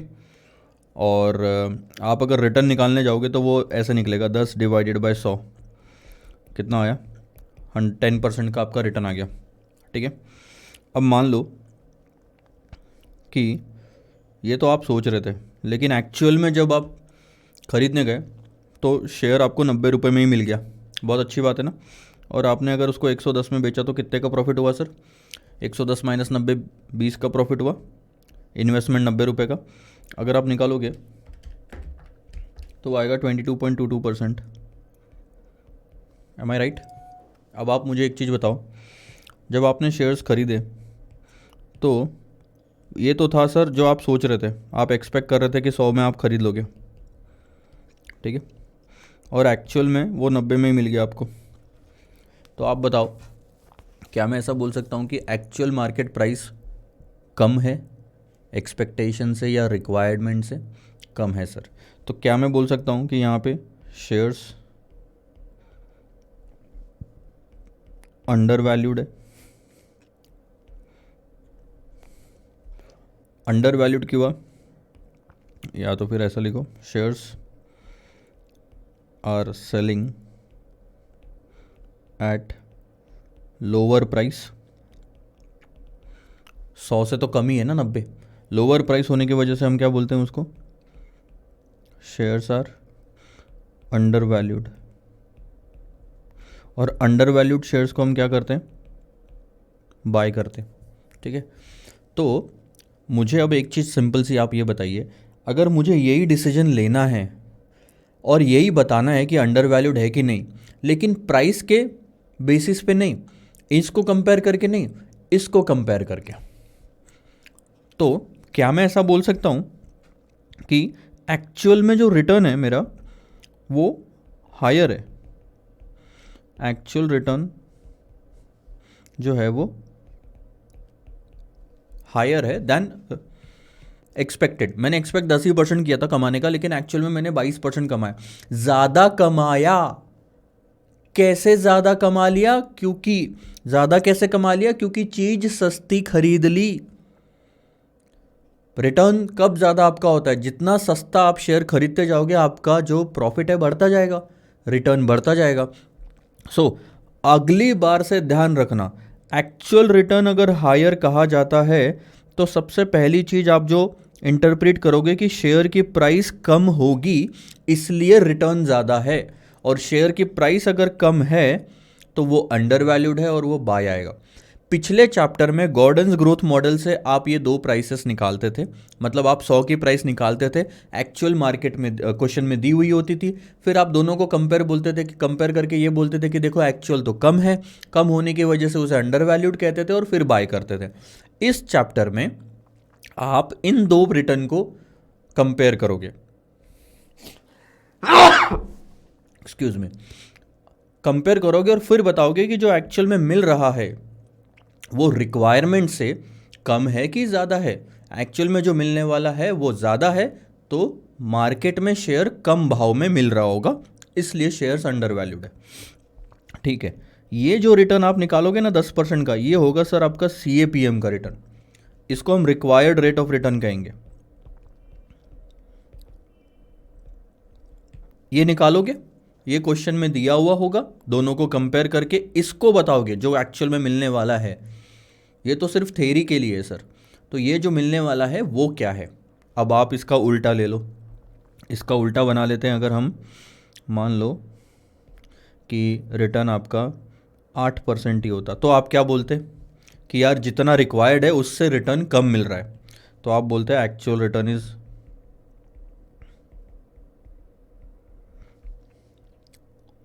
लोअर। अब आप बताओ रिटर्न लोअर कब होगा? जब shares are selling at higher price than expected, और अगर हायर प्राइस है तो हम क्या बोलेंगे? शेयर्स आर ओवर वैल्यूड, और अगर ओवर वैल्यूड है तो हम क्या बोलेंगे? सेल दो शेयर्स। सो इतना आपको ध्यान में रखना है सर। इसका जस्ट एग्जैक्टली अपोजिट, आपका यहाँ पे रिटर्न 8% का कब आएगा? कम कब आएगा? जब यहाँ पे 100 रुपये से ज़्यादा की प्राइस आएगी तब आपका रिटर्न 10 से कम आएगा। 100 से ज़्यादा की प्राइस को हम ओवर वैल्यूड कहेंगे ना, हायर प्राइस पे बिक रहा है ये कहेंगे, ओवर वैल्यूड कहेंगे और उसे बेचेंगे। ठीक है, और अगर यहाँ पे 10 आया तो क्या बोलोगे कि actual return is equal to required return, यानी कि प्राइस भी is equal to required price या एक्सपेक्टेड प्राइस, और प्राइस सेम होने की वजह से वो करेक्ट वैल्यूएशन पे है, यानी कि होल्ड करो। तो ये आपको इतना समझ में आया? This is just before question number 24। अब आप देखो क्वेश्चन नंबर 24 को, अब आपको ईजिली समझ में आ जाएगा। 3 स्टॉक आपको दिए हुए हैं ABC, तीनों स्टॉक का आपको एक्चुअल रिटर्न दिया हुआ है। ठीक है, 18%, 11% और 15%, तीनों स्टॉक का आपको बीटा दिया हुआ है।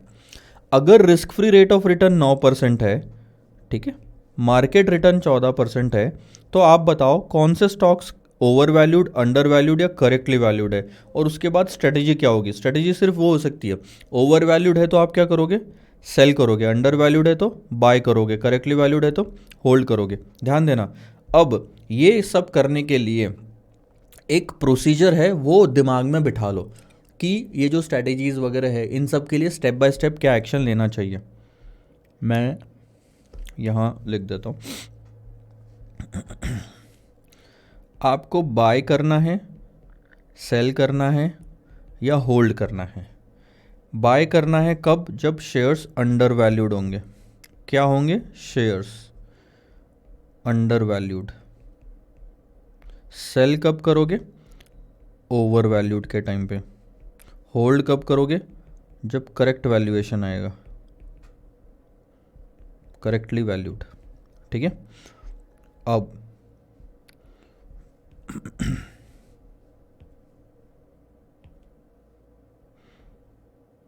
अंडर वैल्यूड मतलब shares are selling at lower price. Over valuation के टाइम पे आप बोलोगे हायर प्राइस। और करेक्ट वैल्यूएशन के टाइम पे बोलोगे इक्वल प्राइस। इसका मतलब क्या होता है? लोअर प्राइस कब आएगी? जब एक्चुअल रिटर्न जो है आपका वो ज़्यादा आएगा CAPM रिटर्न से, या फिर आप बोलो रिक्वायर्ड रिटर्न से। थोड़ा इधर सरका लेते हैं।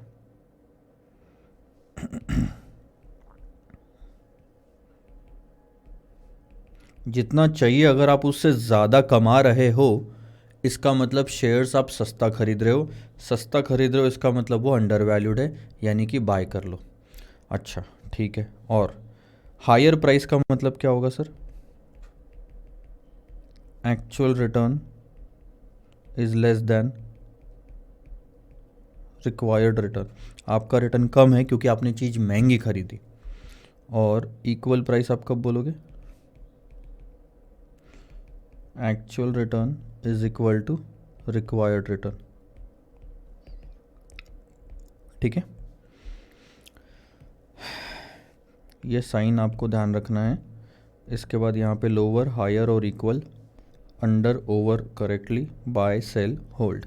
ठीक है, इसके अलावा अब ध्यान दो, अब जो ये रिक्वायर्ड रिटर्न है इसको निकालने का कोई तरीका होता है। ये जो रिक्वायर्ड रिटर्न आप निकालोगे हर सिक्योरिटी का, इसका अपना एक फॉर्मूला होता है जिसको कहा जाता है CAPM return, capital asset pricing model के बेसिस पे निकालोगे, जिसका अपना एक फॉर्मूला होगा RI is equal to RF plus beta in bracket RM minus RF। ठीक है, ये तो इससे आप निकालोगे। और बीटा या तो क्वेश्चन में आपको दिया हुआ होगा या तो आपको निकालना पड़ेगा।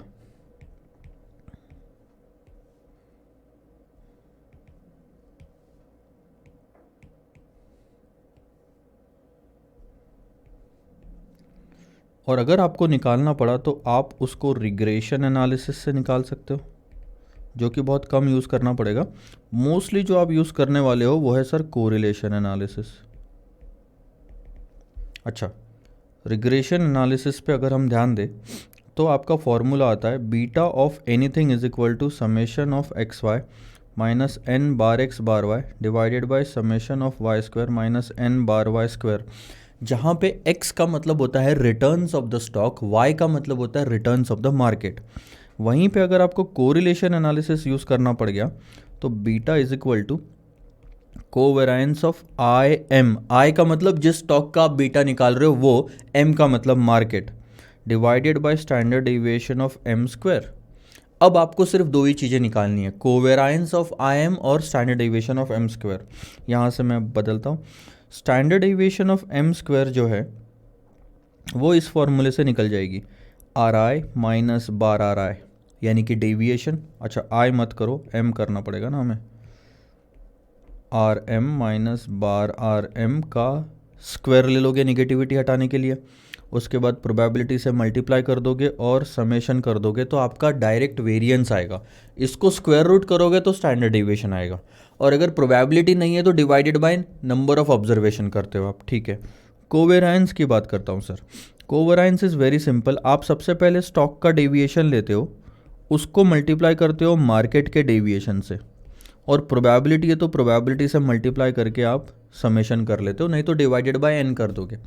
और ये है स्टार्टिंग। ये जो फॉर्मूला ये तो हमने सबसे पहले क्वेश्चन में सीखा था सर, सबसे पहले क्वेश्चन में ये सब हमने सीख लिया था। तो आप देख रहे हो अभी तक जो हमने देखा, अभी अभी हम इस पॉइंट पे खड़े हैं, हम ये सब चीज़ें धीरे धीरे देखते हुए आ चुके हैं। तो कैसे सबकी लिंकिंग बैठ रही है धीरे धीरे करके। ओके हमारे पास डेटा दिया हुआ रहा तो बहुत अच्छी बात है। जैसे इस क्वेश्चन में देखो बीटा आपको दिया, तो ये सारी प्रोसीजर जो है इतनी वाली ये करने की ज़रूरत ही नहीं है, जहाँ नहीं दिया वहाँ करना पड़ेगा। तो बीटा रखो, CAPM का आंसर निकालो, और CAPM के 3 आंसर निकल जाएंगे आपके, 3 इसमें स्टॉक्स है तो एक्चुअल रिटर्न से कंपेयर करो, फिर डिसाइड करो कि वो क्या है, और फिर धीरे धीरे आगे बढ़ो। ठीक है, मैं यहाँ पे अब सीधा क्वेश्चन पे आता हूँ। ध्यान देना, हमने ये तीनों फैक्टर को रखा। आप ध्यान देना, CAPM में सिर्फ 3 चीज़ों की ज़रूरत होती है आपको CAPM का रिटर्न निकालने के लिए। एक तो RF लगता है, एक मार्केट रिटर्न लगता है, और एक बीटा लगता है स्टॉक का। हमारे पास तीनों चीज़ें हैं। हमने क्या किया, ध्यान देना, CAPM का रिटर्न निकाला, हमने बोला कि देखो 17.5% चाहिए हमको सिक्योरिटी ए में इन्वेस्टमेंट करना है तो, लेकिन एक्चुअल में जो क्वेश्चन में दिया हुआ है वो है 18%। यानी कि हम ज़्यादा कमा रहे हैं जितना चाहिए उससे। ज़्यादा कब कमाते हैं, अब थोड़ा सा ध्यान दो। का रिटर्न ज़्यादा आएगा क्योंकि चीज़ सस्ती खरीद रहे हो, चीज़ सस्ती खरीद रहे हो तो वैल्यूएशन अंडर आ गया, एक्शन बाय। दूसरे केस में जो CAPM का रिक्वायर्ड रेट ऑफ रिटर्न आता है वो है 12% का, और हमारा जो एक्चुअल रिटर्न है वो 11। यानी कि जितना चाहिए उससे हम कम कमा रहे हैं। कम कब कमाता है इंसान, जब चीज़ महंगी खरीदता है। महंगी चीज़ को क्या कहा जाएगा सर, ओवर वैल्यूड, यानी कि बेच दो। और इसमें तो दोनों सेम आया, यानी कि करेक्टली वैल्यूड और होल्ड कर दो। इसी के साथ ये क्वेश्चन खत्म हुआ। नेक्स्ट क्वेश्चन पे आता हूँ सर। ये आप थोड़ा होमवर्क ले लो, ज़्यादा बड़ा नहीं है, सिर्फ फिगर्स रख के आंसर निकालने।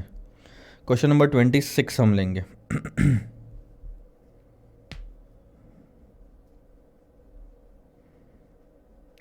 एक चीज समझो, मार्केट सेंसिटिविटी इंडेक्स जो है इसको और कुछ नहीं बीटा ही कहा जाता है।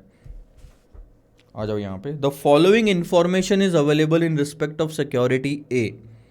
आप देख सकते हो security equilibrium return. Equilibrium return किसका होगा, ब्रैकेट में लिख लो सर, और किसका रह सकता है, बाकी सब दिया हुआ है। 12%। मार्केट का जो रिटर्न है वो है 12%। अब ध्यान देना, सिक्योरिटी का भी रिटर्न 12%, मार्केट का भी रिटर्न 12%। ये कब पॉसिबल है, जब दोनों के बीच में जो बीटा है वो 1 होता है। जो सिक्योरिटी का बीटा अगर 1 होगा तो ही ये पॉसिबल है सर। एग्जाम्पल के तौर पे बताता हूँ। लेट्स से आपको यहाँ पे risk free rate of return दिया हुआ नहीं है, 6% को risk free rate of return नहीं मान सकते, ये भी मैं आपको बताता हूँ। चलो फिलहाल के लिए तो एक चीज़ लेके चल सकते हैं कि बीटा 1 है, या तो फिर मैं आपको यहाँ पे risk free rate of return निकाल के बता देता हूँ। पहले देखो 6% का जो ट्रेजरी बॉन्ड है वो 120 पे ट्रेड कर रहा है, ठीक है। यहाँ सबसे पहली चीज़ जो हम अज्यूम करेंगे वो है फेस वैल्यू 100 की।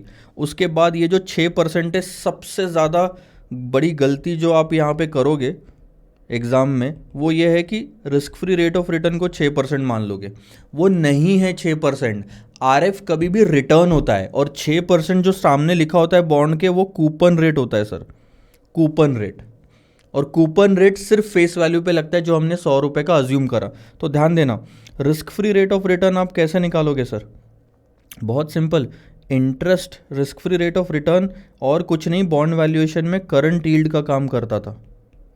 यील्ड मतलब रिटर्न ही तो होता है वो, और कुछ नहीं, interest divided by market price. Interest आ रहा है आपका 100 रुपये पे 6% का, और मार्केट प्राइस आ रही है 120 रुपये की।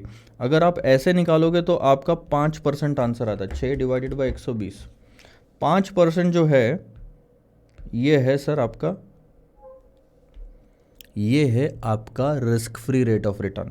अब मैं क्वेश्चन में भी बता देता हूँ, ध्यान देना।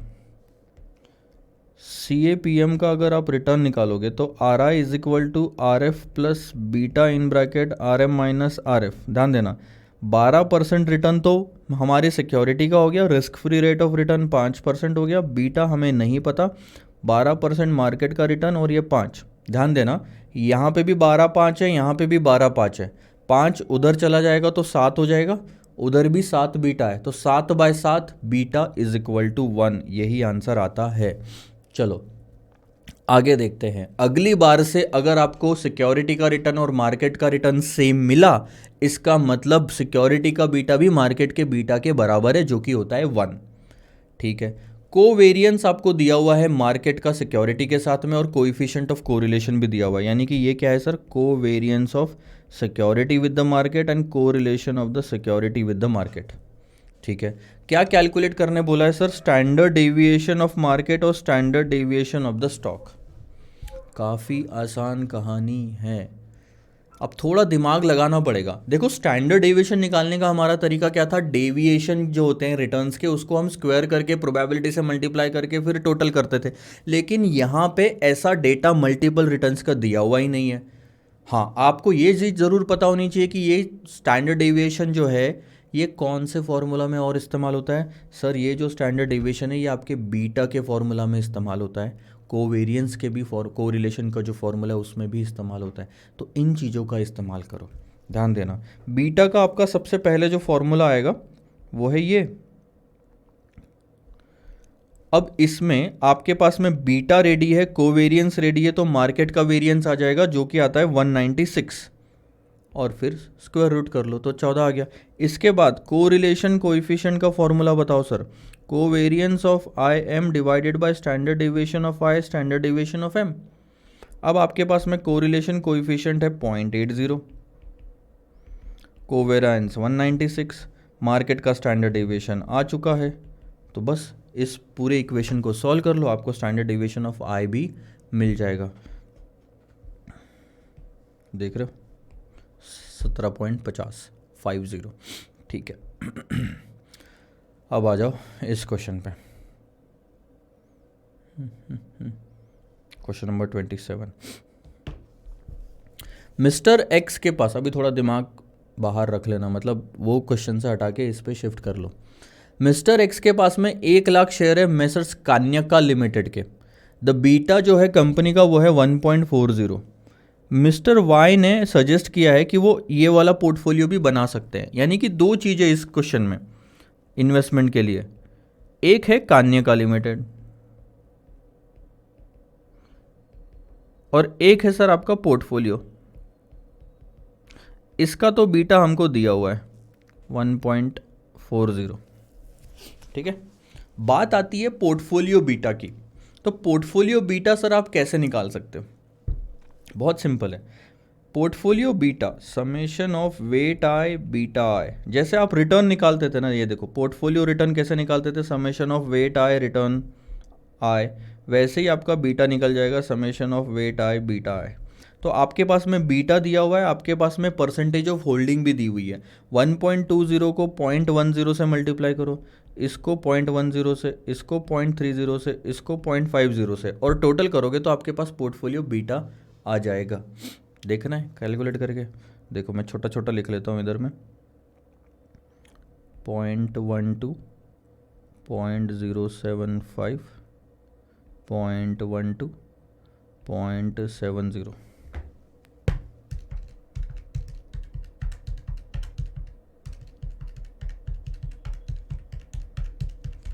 तकरीबन 1.015 आता है। तो आपका जो पोर्टफोलियो का बीटा आया वो आ गया 1.015, दोनों के हमारे पास बीटा आ गए। अब देखो आगे क्या पूछ रहा है। मार्केट रेट ऑफ रिटर्न आपको दिया हुआ है, risk free rate of return भी आपको दिया हुआ है। अब नोटिस करना, market return, risk free return और बीटा अगर दिया है तो किसी का भी CAPM रिटर्न निकाल सकते हैं। यानी इस क्वेश्चन में हम कान्यका और पोर्टफोलियो दोनों का CAPM रिटर्न निकाल सकते हैं। Let's do that. पूछा क्या होगा पता नहीं, एक नॉलेज पर्पज से अगर हम निकालना चाहे तो आएगा risk free rate of return आपका 8%, 1.40 का बीटा, और देखना 12 और 8, 12 मार्केट का रिटर्न है, 8 रिस्क फ्री रिटर्न है, यानी कि 4% क्या हो गया आपका premium, risk premium, market risk premium. इसको सॉल्व करो, 12 माइनस 8, सो ये आता है सर 13.60%। इसके बाद यहाँ पे भी अगर मैं रखूँ 8 + 1.015, 12 माइनस 8, तो ये आता है 12.06%। अब रिटर्न, रिस्क कम है उसका तो रिटर्न भी कम आया। अब ध्यान देना, you are required to calculate the following for the present investment, यानी कि कान्यका लिमिटेड और सजेस्टेड पोर्टफोलियो, दोनों के लिए हमें यह सब निकालना है। What is the expected return based on CAPM, ये हमने निकाल दिया, हमारा पहला आंसर तो आ गया सर यहीं पे। CAPM के बेसिस पे एक्सपेक्टेड रिटर्न क्या है पूछ रहा है वो, तो ये तो हमारा आंसर आ गया।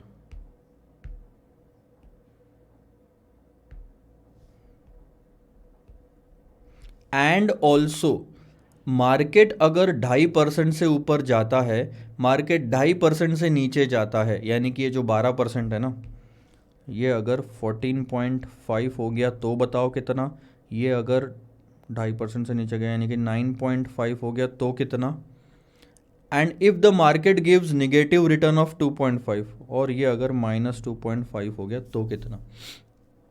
क्या करना है, तीनों बार इन दोनों के आंसर निकालना है आपको। Investment, present investment, suggested portfolio. सो प्रेजेंट इन्वेस्टमेंट के 3 आंसर और निकलेंगे जब मार्केट रिटर्न आप 14.5 रख दोगे इस फॉर्मूले में। ये जो 12 रखा ना आपने, इस फॉर्मूले में जो 12 रखा और इस फॉर्मूले में जो 12 रखा है, उसमें सिर्फ आपको क्या करना है, ये 3 अलग अलग रिटर्न रखना है, 14.5, 9.5 और -2.5, और वापस से रिटर्न निकालना है। तो 2 बार रखोगे, 6 आंसर आपके आएंगे। करना क्या है, फॉर्मूले में सिर्फ फिगर रखना है। तो यहाँ पे मेरे को और कुछ चीज़ बताने की ज़रूरत है? नहीं बताने की ज़रूरत सर। ठीक है, तो ये हम फर्स्ट वाला पार्ट एटलीस्ट यहाँ पे देख लेते हैं। ये देखो 13.6, 12.06, ठीक है। इसके बाद में एक चीज़ और करना, एक थोड़ा करेक्शन आएगा।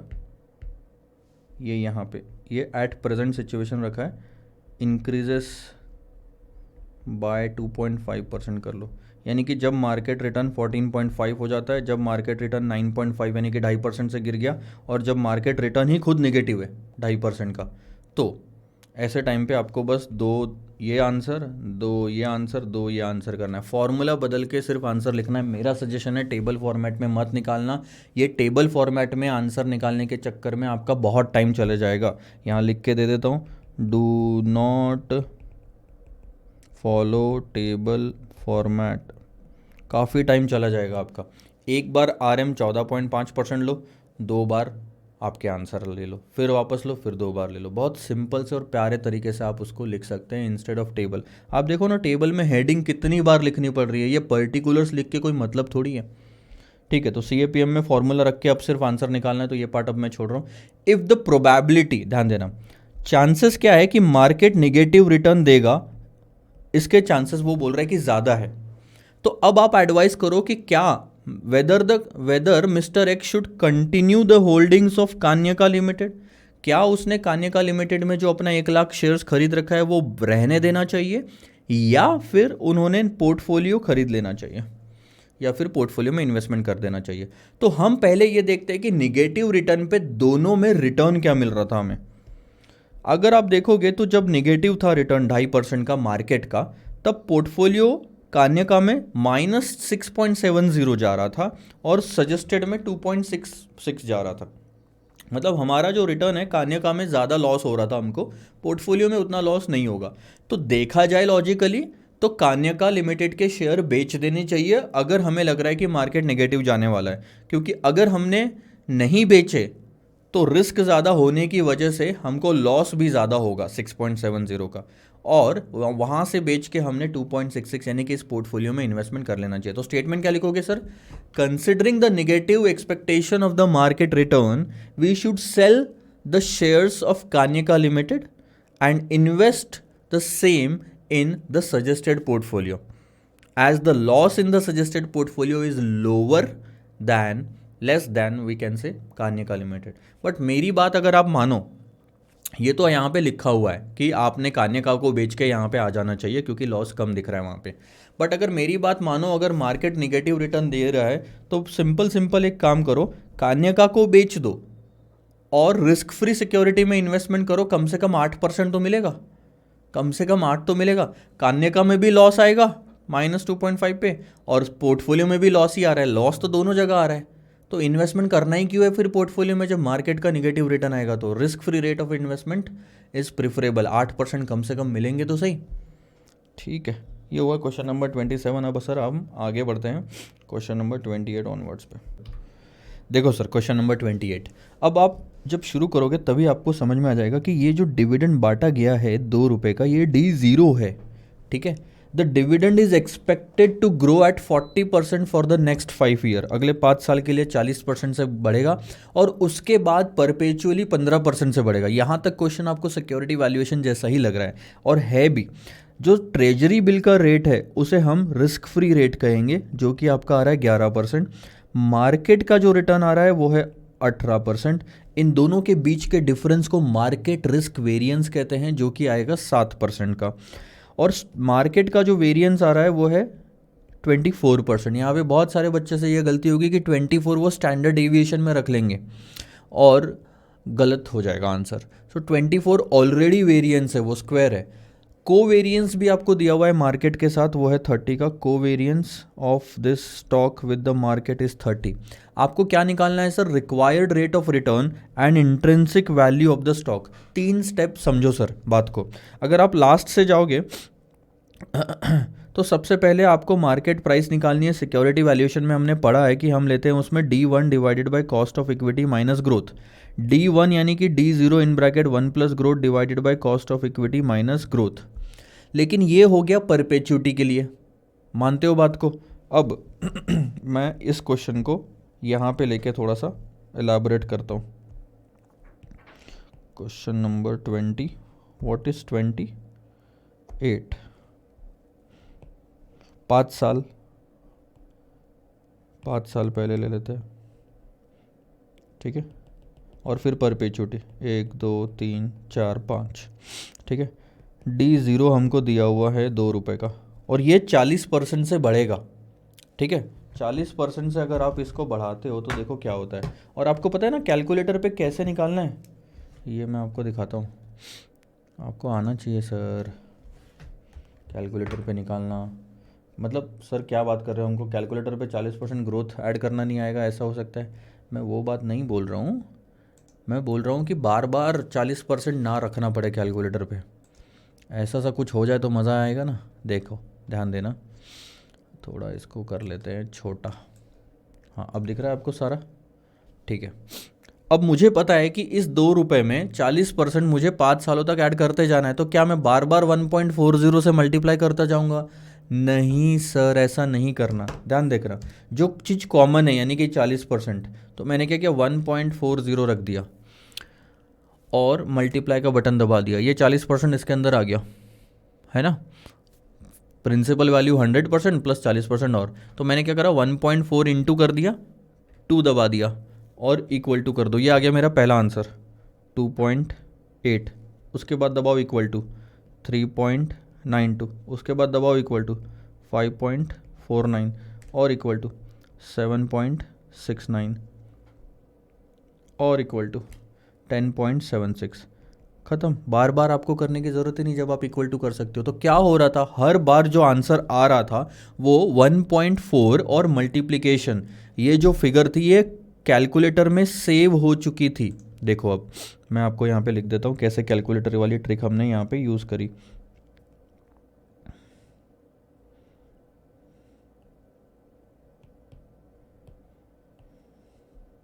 हमने सबसे पहले कैलकुलेटर पे रखा 1.4, फिर मल्टीप्लिकेशन, फिर 2 और इक्वल्स टू, ठीक है। अब ये जो इतना फिगर था, इतनी जो वैल्यू थी ये कांस्टेंट हो गई और ये मेमोरी में चली गई कैलकुलेटर के। अब मैं इक्वल्स टू दबा रहा हूँ तो जो भी इक्वल्स टू के पहले फिगर थी उसके साथ ये 1.40, जो भी इक्वल्स टू के पहले फिगर थी यानी कि ये 2, उसके साथ 1.40 मल्टीप्लाई हो गया। इक्वल्स टू दबाते ही मेरा जो आंसर आया वो था 2.8, ठीक है, ये आ गया 2.8। फिर मैंने इक्वल्स टू दबाया तो जो भी इक्वल्स टू के पहले फिगर थी उसके साथ 1.40 मल्टीप्लाई हो गया, तो फिर आंसर आया 3.92। फिर इक्वल टू दबाया और ऐसे चीज़ चलती गई। आया समझ में आपको? यहाँ तक हो गई कहानी।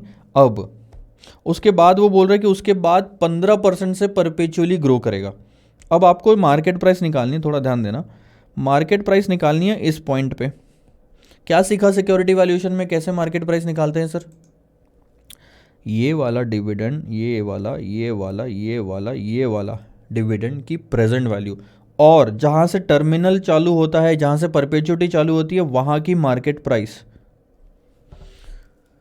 उसको भी प्रेजेंट वैल्यू पे लेके आना है और तब जाके आपकी MP0 निकलेगी। अब ध्यान दो, ये सारे तो हमारे पास अवेलेबल है। उन सबको डिस्काउंट करने के लिए हमें क्या चाहिए सर? Cost of equity.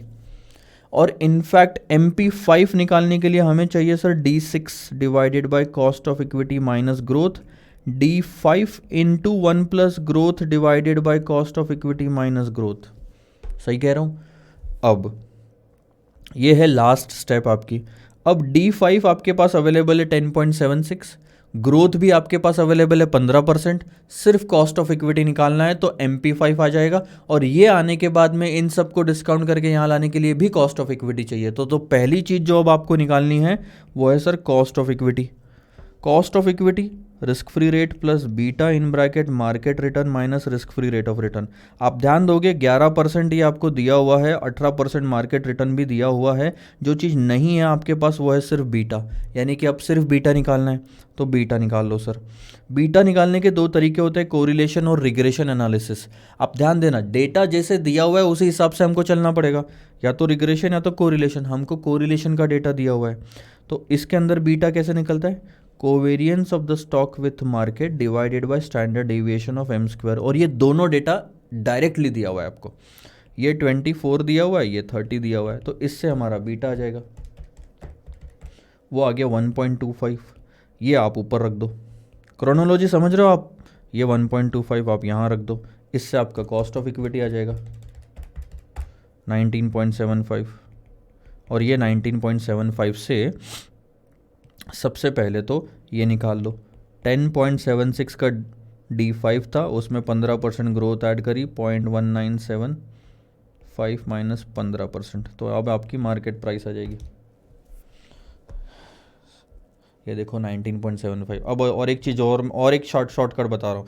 अब आप मुझे एक चीज़ बताओ, एग्ज़ाम में टाइम सेव करना तो ज़रूरी है ना सर।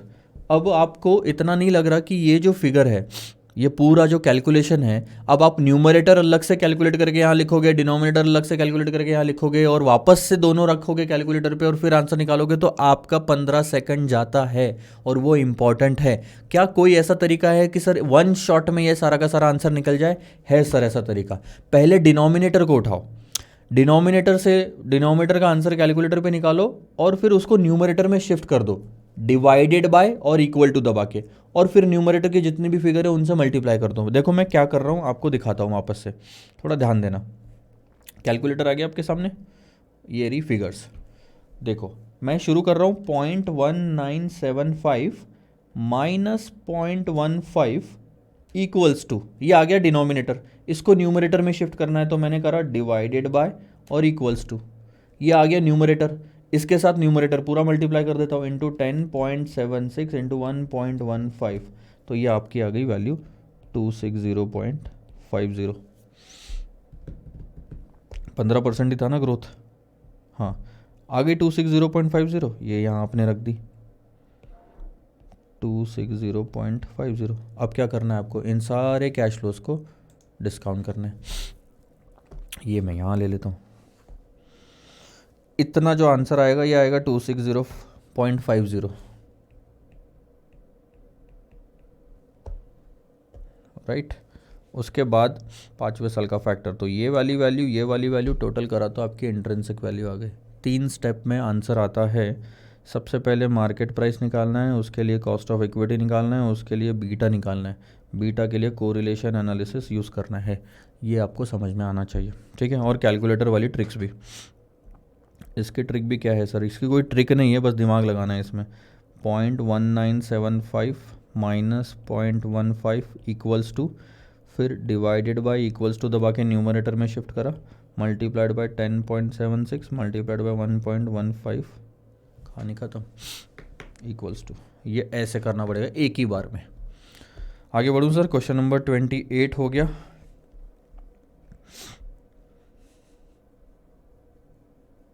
ये आपका होमवर्क है, सेम है जो अभी हमने देखा। इसमें भी आपको CAPM मॉडल से कॉस्ट ऑफ इक्विटी निकालनी है और फिर इक्विलिब्रियम प्राइस निकालनी है, और बीटा तो इस क्वेश्चन में आपको डायरेक्टली दिया हुआ है 1.5 का, तो ये तो और भी आसान जाएगा। ये भी आप होमवर्क लोगे सर। इसमें भी देखो आपको क्या CAPM रिटर्न निकालना है और इक्विलिब्रियम प्राइस निकालनी है, इसमें भी बीटा आपको दिया हुआ है। तो ये जो 29-30 है ये सेम ही है ऑलमोस्ट। अब आते हैं 31 पे। पेड डिविडेंड का मतलब ये D0 हो गया, फेस वैल्यू 10 की है, फाइनेंशियल ईयर आपको ये दिया है, करंट मार्केट प्राइस ये हो गई एक्चुअल मार्केट प्राइस, सही बोल रहा हूँ, actual market price, growth rate आपको दी है। और इन 3 डेटा से क्या आता है सर, आपका CAPM का रिटर्न आ जाएगा, कॉस्ट ऑफ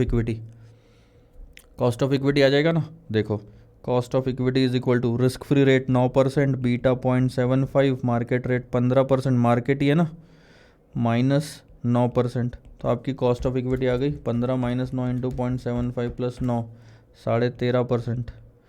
और ये 13.5%। इंट्रिंसिक वैल्यू निकालनी है, डिविडेंड वगैरह दिया हुआ है, वहाँ से आपको आइडिया आ जाना चाहिए। जहाँ पे भी इंट्रिंसिक वैल्यू निकालने के लिए डिविडेंड और ग्रोथ दी है, इसका मतलब आपने गॉर्डन्स ग्रोथ मॉडल लगाना है। ये आ गया आपका D1। D1 को कैसे लिखोगे? D0 into 1 plus growth divided by cost of equity minus growth. Cost of equity आप यहाँ से निकाल चुके हो, बाकी सारा डेटा आपके पास में। बहुत ही आसान क्वेश्चन, आगे बढ़ते हैं। दो कंपनीज का आपको डेटा दिया हुआ है, dividend per share, growth rate, beta और करंट मार्केट प्राइस। ठीक है, आगे देखो, risk free rate of return और मार्केट रेट ऑफ रिटर्न। अब मेरे को बताओ, इसमें आपको RF दिया हुआ है, आपको RM दिया हुआ है, आपको पिछले पार्ट पे बीटा भी दिया हुआ है। ठीक है, इन दोनों से, इन तीनों इन्फॉर्मेशन से दोनों कंपनीज का कॉस्ट ऑफ इक्विटी आ जाएगा। मानते हो बात को? और उसके बाद में डिविडेंड और ग्रोथ रेट भी दी हुई है। तो आप ध्यान दो, CAPM में 3 डेटा लगता है आपको सिर्फ, RF प्लस RF, सॉरी मैं कॉमा में लिख देता हूँ, RF, RM और बीटा। इससे आपका कॉस्ट ऑफ इक्विटी आता है। और आपको गॉर्डन्स ग्रोथ मॉडल में भी सिर्फ 3 ही फिगर लगती है, D0, ग्रोथ और कॉस्ट ऑफ इक्विटी। सो आपके पास में देखो ना, बराबर 5 चीज़ें होनी चाहिए। ये तो आपने निकालना है, ये 1 2 3 4 और 5, ये 4 तो इधर हो गई, 5 6 और क्या रहा? अच्छा, ये तो चौथी तो करंट मार्केट प्राइस है। ठीक है, तो ध्यान देना, काफ़ी आसान है ना यार। Calculate the price of the share of both the companies. पहले तो कॉस्ट ऑफ इक्विटी निकालो CAPM से, उसके बाद में डिविडेंड ग्रोथ मॉडल रख के आप मार्केट प्राइस निकालोगे थियोरटिकल। उसके बाद में बताना कि वैल्यूएशन क्या है। Valuation on the basis of the price calculated and the current market price. तो सबसे पहले तो देखो, मार्केट प्राइस जो हमारी आ रही है वो है एक्स लिमिटेड की थियोरटिकल प्राइस आ रही है कि मार्केट में एक्स लिमिटेड 133 रुपये का बिकना चाहिए और वाई लिमिटेड 81 रुपीज़ का बिकना चाहिए। अब अगर आप एक्चुअल में देखोगे, ये 133 का बिकना चाहिए लेकिन बिक रहा है 150 में। जो एक्चुअल प्राइस है वो तो ये है ना, तो क्या बोलोगे? महंगाई तो बिक रहा है, आसान है, ओवर वैल्यूड, तो आपने इसको बेचना चाहिए, इन्वेस्ट तो करना नहीं चाहिए। अब 81 की चीज़ 70 में मिल रही है तो आप क्या बोलोगे? सस्ता मिल रहा है। 81 की चीज़ 70 में, तो 70 में मिल रही है तो सस्ता ही तो हुआ, तो उसको आप परचेस कर सकते हो। कहानी खत्म। As an investor what course of action should you follow? See, यहाँ तो आपको सिर्फ आंसर करना था ओवर या अंडर है। ओवर है तो फिर तीसरे का आंसर आ जाएगा सेल करो, अंडर है तो फिर बाय करो। मतलब है वही चीज़, ये तीसरे पार्ट का आंसर। काफ़ी आसान क्वेश्चन, आगे बढ़ते हैं सर। ये भी वैसा ही है, एग्जिस्टिंग और रिवाइज्ड। ध्यान देना, आपका यहाँ पे रिस्क प्रीमियम दिया है, अभी तक आपको मार्केट रिटर्न अलग से दिया था। बहुत सारे बच्चे यहाँ पे गलती कर देते हैं, मिस्टेक यहाँ पे होगी कि आप उसको RM ले लोगे। वो RM नहीं है, वो है RM माइनस RF, प्रीमियम लिखा हुआ है ऑलरेडी। तो RM माइनस RF आ गया, RF आ गया और बीटा आ गया। इन 3 फिगर से आपका कॉस्ट ऑफ इक्विटी आ जाएगा। ठीक है, cost of equity, growth rate और ये डिविडेंड। वापस तीनों चीज़ें दी हुई है आपको। तो CAPM के लिए जो 3 चीज़ें चाहिए थी वो है, गॉर्डन्स ग्रोथ मॉडल के लिए जो 3 चीज़ें दी थी वो है। तीनों केस में निकाल लो। और अच्छा, 2 प्राइसेस आएगी आपकी यहाँ पे, थ्योरेटिकल मार्केट प्राइस। पहली प्राइस आती है आपकी 13 रुपये 63 पैसे, दूसरी प्राइस आती है 36 रुपये 33 पैसे। अब एक्चुअल मार्केट प्राइस जो है वो है 25 की। तो बताओ, एग्जिस्टिंग सिचुएशन में शेयर ओवर वैल्यूड है कि अंडर वैल्यूड है? सर, एग्जिस्टिंग सिचुएशन में मार्केट में ये शेयर 13 रुपये का बिकना चाहिए था, 25 का बिक रहा है, यानी कि ओवर वैल्यूड है, सेल करो। और नई सिचुएशन में मार्केट में ये शेयर 36 का बिकना चाहिए था, 25 का बिक रहा है, तो आप ये अंडर वैल्यूड है ना, सस्ता मिल रहा है मार्केट में, तो आप इसे बाय करो। Satisfied with the answer? Repetitive है इसलिए मैं आगे बढ़ा रहा हूँ। ये भी क्वेश्चन अब आप होमवर्क ले लोगे, ये भी रिपीटेटिव है, करंट ईयर नेक्स्ट ईयर का डेटा।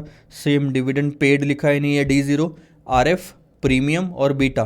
RF, प्रीमियम और बीटा से आपका कॉस्ट ऑफ इक्विटी आ जाएगा, उस कॉस्ट ऑफ इक्विटी से ग्रोथ के साथ और डिविडेंड के साथ आपका मार्केट प्राइस भी आ जाएगा। फिर आप लगाओ कि यार ये 3 और कहाँ है, 40 रुपये की जो एक्चुअल प्राइस है वो ओवर है या अंडर है वैल्यूड। ठीक है सर, ये भी आपका होमवर्क आएगा। बस टेबल फॉर्मेट में ना देते हुए इन्होंने लिख दिया यहाँ पे, ध्यान दो ना। यहाँ पे D0 दिया हुआ है 20 रुपये का, क्योंकि पेड लिखा है। ग्रोथ रेट उन्होंने दे दी 9% की, ये रही। उसके बाद रिस्क फ्री रेट दिया हुआ है 11% का, ये रहा। मार्केट रिटर्न भी दे दिया 15% का, ये रहा। उसके बाद बोलते बीटा फैक्टर इतना है 1.5 का। लेकिन कुछ डिसीजन बोर्ड अगर बदल देगा तो बीटा 1.75 हो जाएगा। तो अब आपके पास जो बीटा है वो दो है, 1.5 और 1.75। तो क्वेश्चन में क्या बताना है कि अभी शेयर की वैल्यू कितनी है, तो उस टाइम पे क्या लोगे आप, बीटा लोगे 1.5, फिर उसकी मदद से कॉस्ट ऑफ इक्विटी निकालोगे, उसकी मदद से मार्केट प्राइस निकालोगे गॉर्डन्स ग्रोथ मॉडल से। पर वो बोलता है कि likely value of the share after the decision. बताओ डिसीजन लेने के पहले और बाद में क्या फ़र्क पड़ा, सिर्फ बीटा ही तो बदला है। यानी फॉर्मूले में क्या बदलना है, 1.75 बीटा रख के फिर से कॉस्ट ऑफ इक्विटी निकालो, फिर से मार्केट प्राइस निकालो। सेम फॉर्मूला दोनों CAPM और गॉर्डन्स ग्रोथ मॉडल बार बार रिपीट करने को आ रहा है इतने सारे क्वेश्चंस में। तो ये दोनों प्राइस निकल गई सर, 272 और 242। आप देख रहे हो मार्केट में प्राइस गिरी है, क्यों गिरी है, क्योंकि रिस्क आपका बढ़ गया। आप सिंपल सी बात को समझो, अब ये एनालाइज करना भी तो आना चाहिए ना। देखो अगर बीटा इंक्रीज हो रहा है इसका मतलब मैं बोल सकता हूँ रिस्क इंक्रीज हो रहा है। रिस्क इंक्रीज हो रहा है तो रिक्वायर्ड रिटर्न वो भी इंक्रीज होगी। Higher the risk higher the return. ज़्यादा रिस्क वाली सिक्योरिटी में इन्वेस्ट करने के लिए मैं ज़्यादा पैसा मांगूंगा, और अगर मैं रिटर्न ज़्यादा चाहूँगा तो मार्केट प्राइस गिरेगी, क्योंकि मैं चाहूँगा रिटर्न ज़्यादा कब होगा, ध्यान देना सर, ये जो रिटर्न है ये ज़्यादा कब होगा, जब मेरे को चीज़ सस्ते में मिलेगी, तो मैं मार्केट प्राइस अपने आप गिर जाएगी, इसलिए ये मार्केट प्राइस गिर गई। लॉजिक समझो। क्वेश्चन कभी भी ऐसा पूछ सकता है कि मार्केट प्राइस गिरी क्यों, तब आपने बताते आना चाहिए कि बिकॉज बीटा बढ़ गया तो रिस्क बढ़ गया, रिस्क बढ़ गया तो रिटर्न जो एक्सपेक्ट कर रहा था इन्वेस्टर वो भी बढ़ गया। Higher the risk higher the return. और रिटर्न बढ़ा हुआ कब मिलेगा, जब चीज़ सस्ती मिलेगी मार्केट में। रिटर्न कब बढ़ेगा इन्वेस्टर का, जब चीज़ सस्ती मिलेगी। तो उसकी जो एक्सपेक्टेशन है मार्केट प्राइस, पहले अगर 50 होगी तो वो बोल रहा है कि यार 40 में ही मिलना चाहिए ये तो शेयर, तभी मेरे को उतना रिटर्न मिलेगा। तो उसकी एक्सपेक्टेशन 40 तक आ गई, हर कोई 40 के ऊपर खरीदने को रेडी नहीं है, तो अपने आप ये प्राइस गिर गिर के 40 आ जाएगी। ऐसा रियल लाइफ में होता है सर। इन्वेस्टर्स की उम्मीदें पे डिपेंड करता है। इन्वेस्टर्स को लगता है कि 40 रुपये से ज़्यादा शेयर की प्राइस नहीं है, तो कोई 40 रुपये के ऊपर प्राइस पे खरीदता ही नहीं है। जब डिमांड ही कम हो जाती है 50 रुपये या आप बोलो 45 42 पे, तो प्राइसेस गिरने लग जाएगी। आया समझ में। अब आते हैं सर एक ब्रेक लेके क्वेश्चन नंबर 36 पे। यहाँ थोड़ा हम अलग से हमको सीखने मिलेगा कुछ।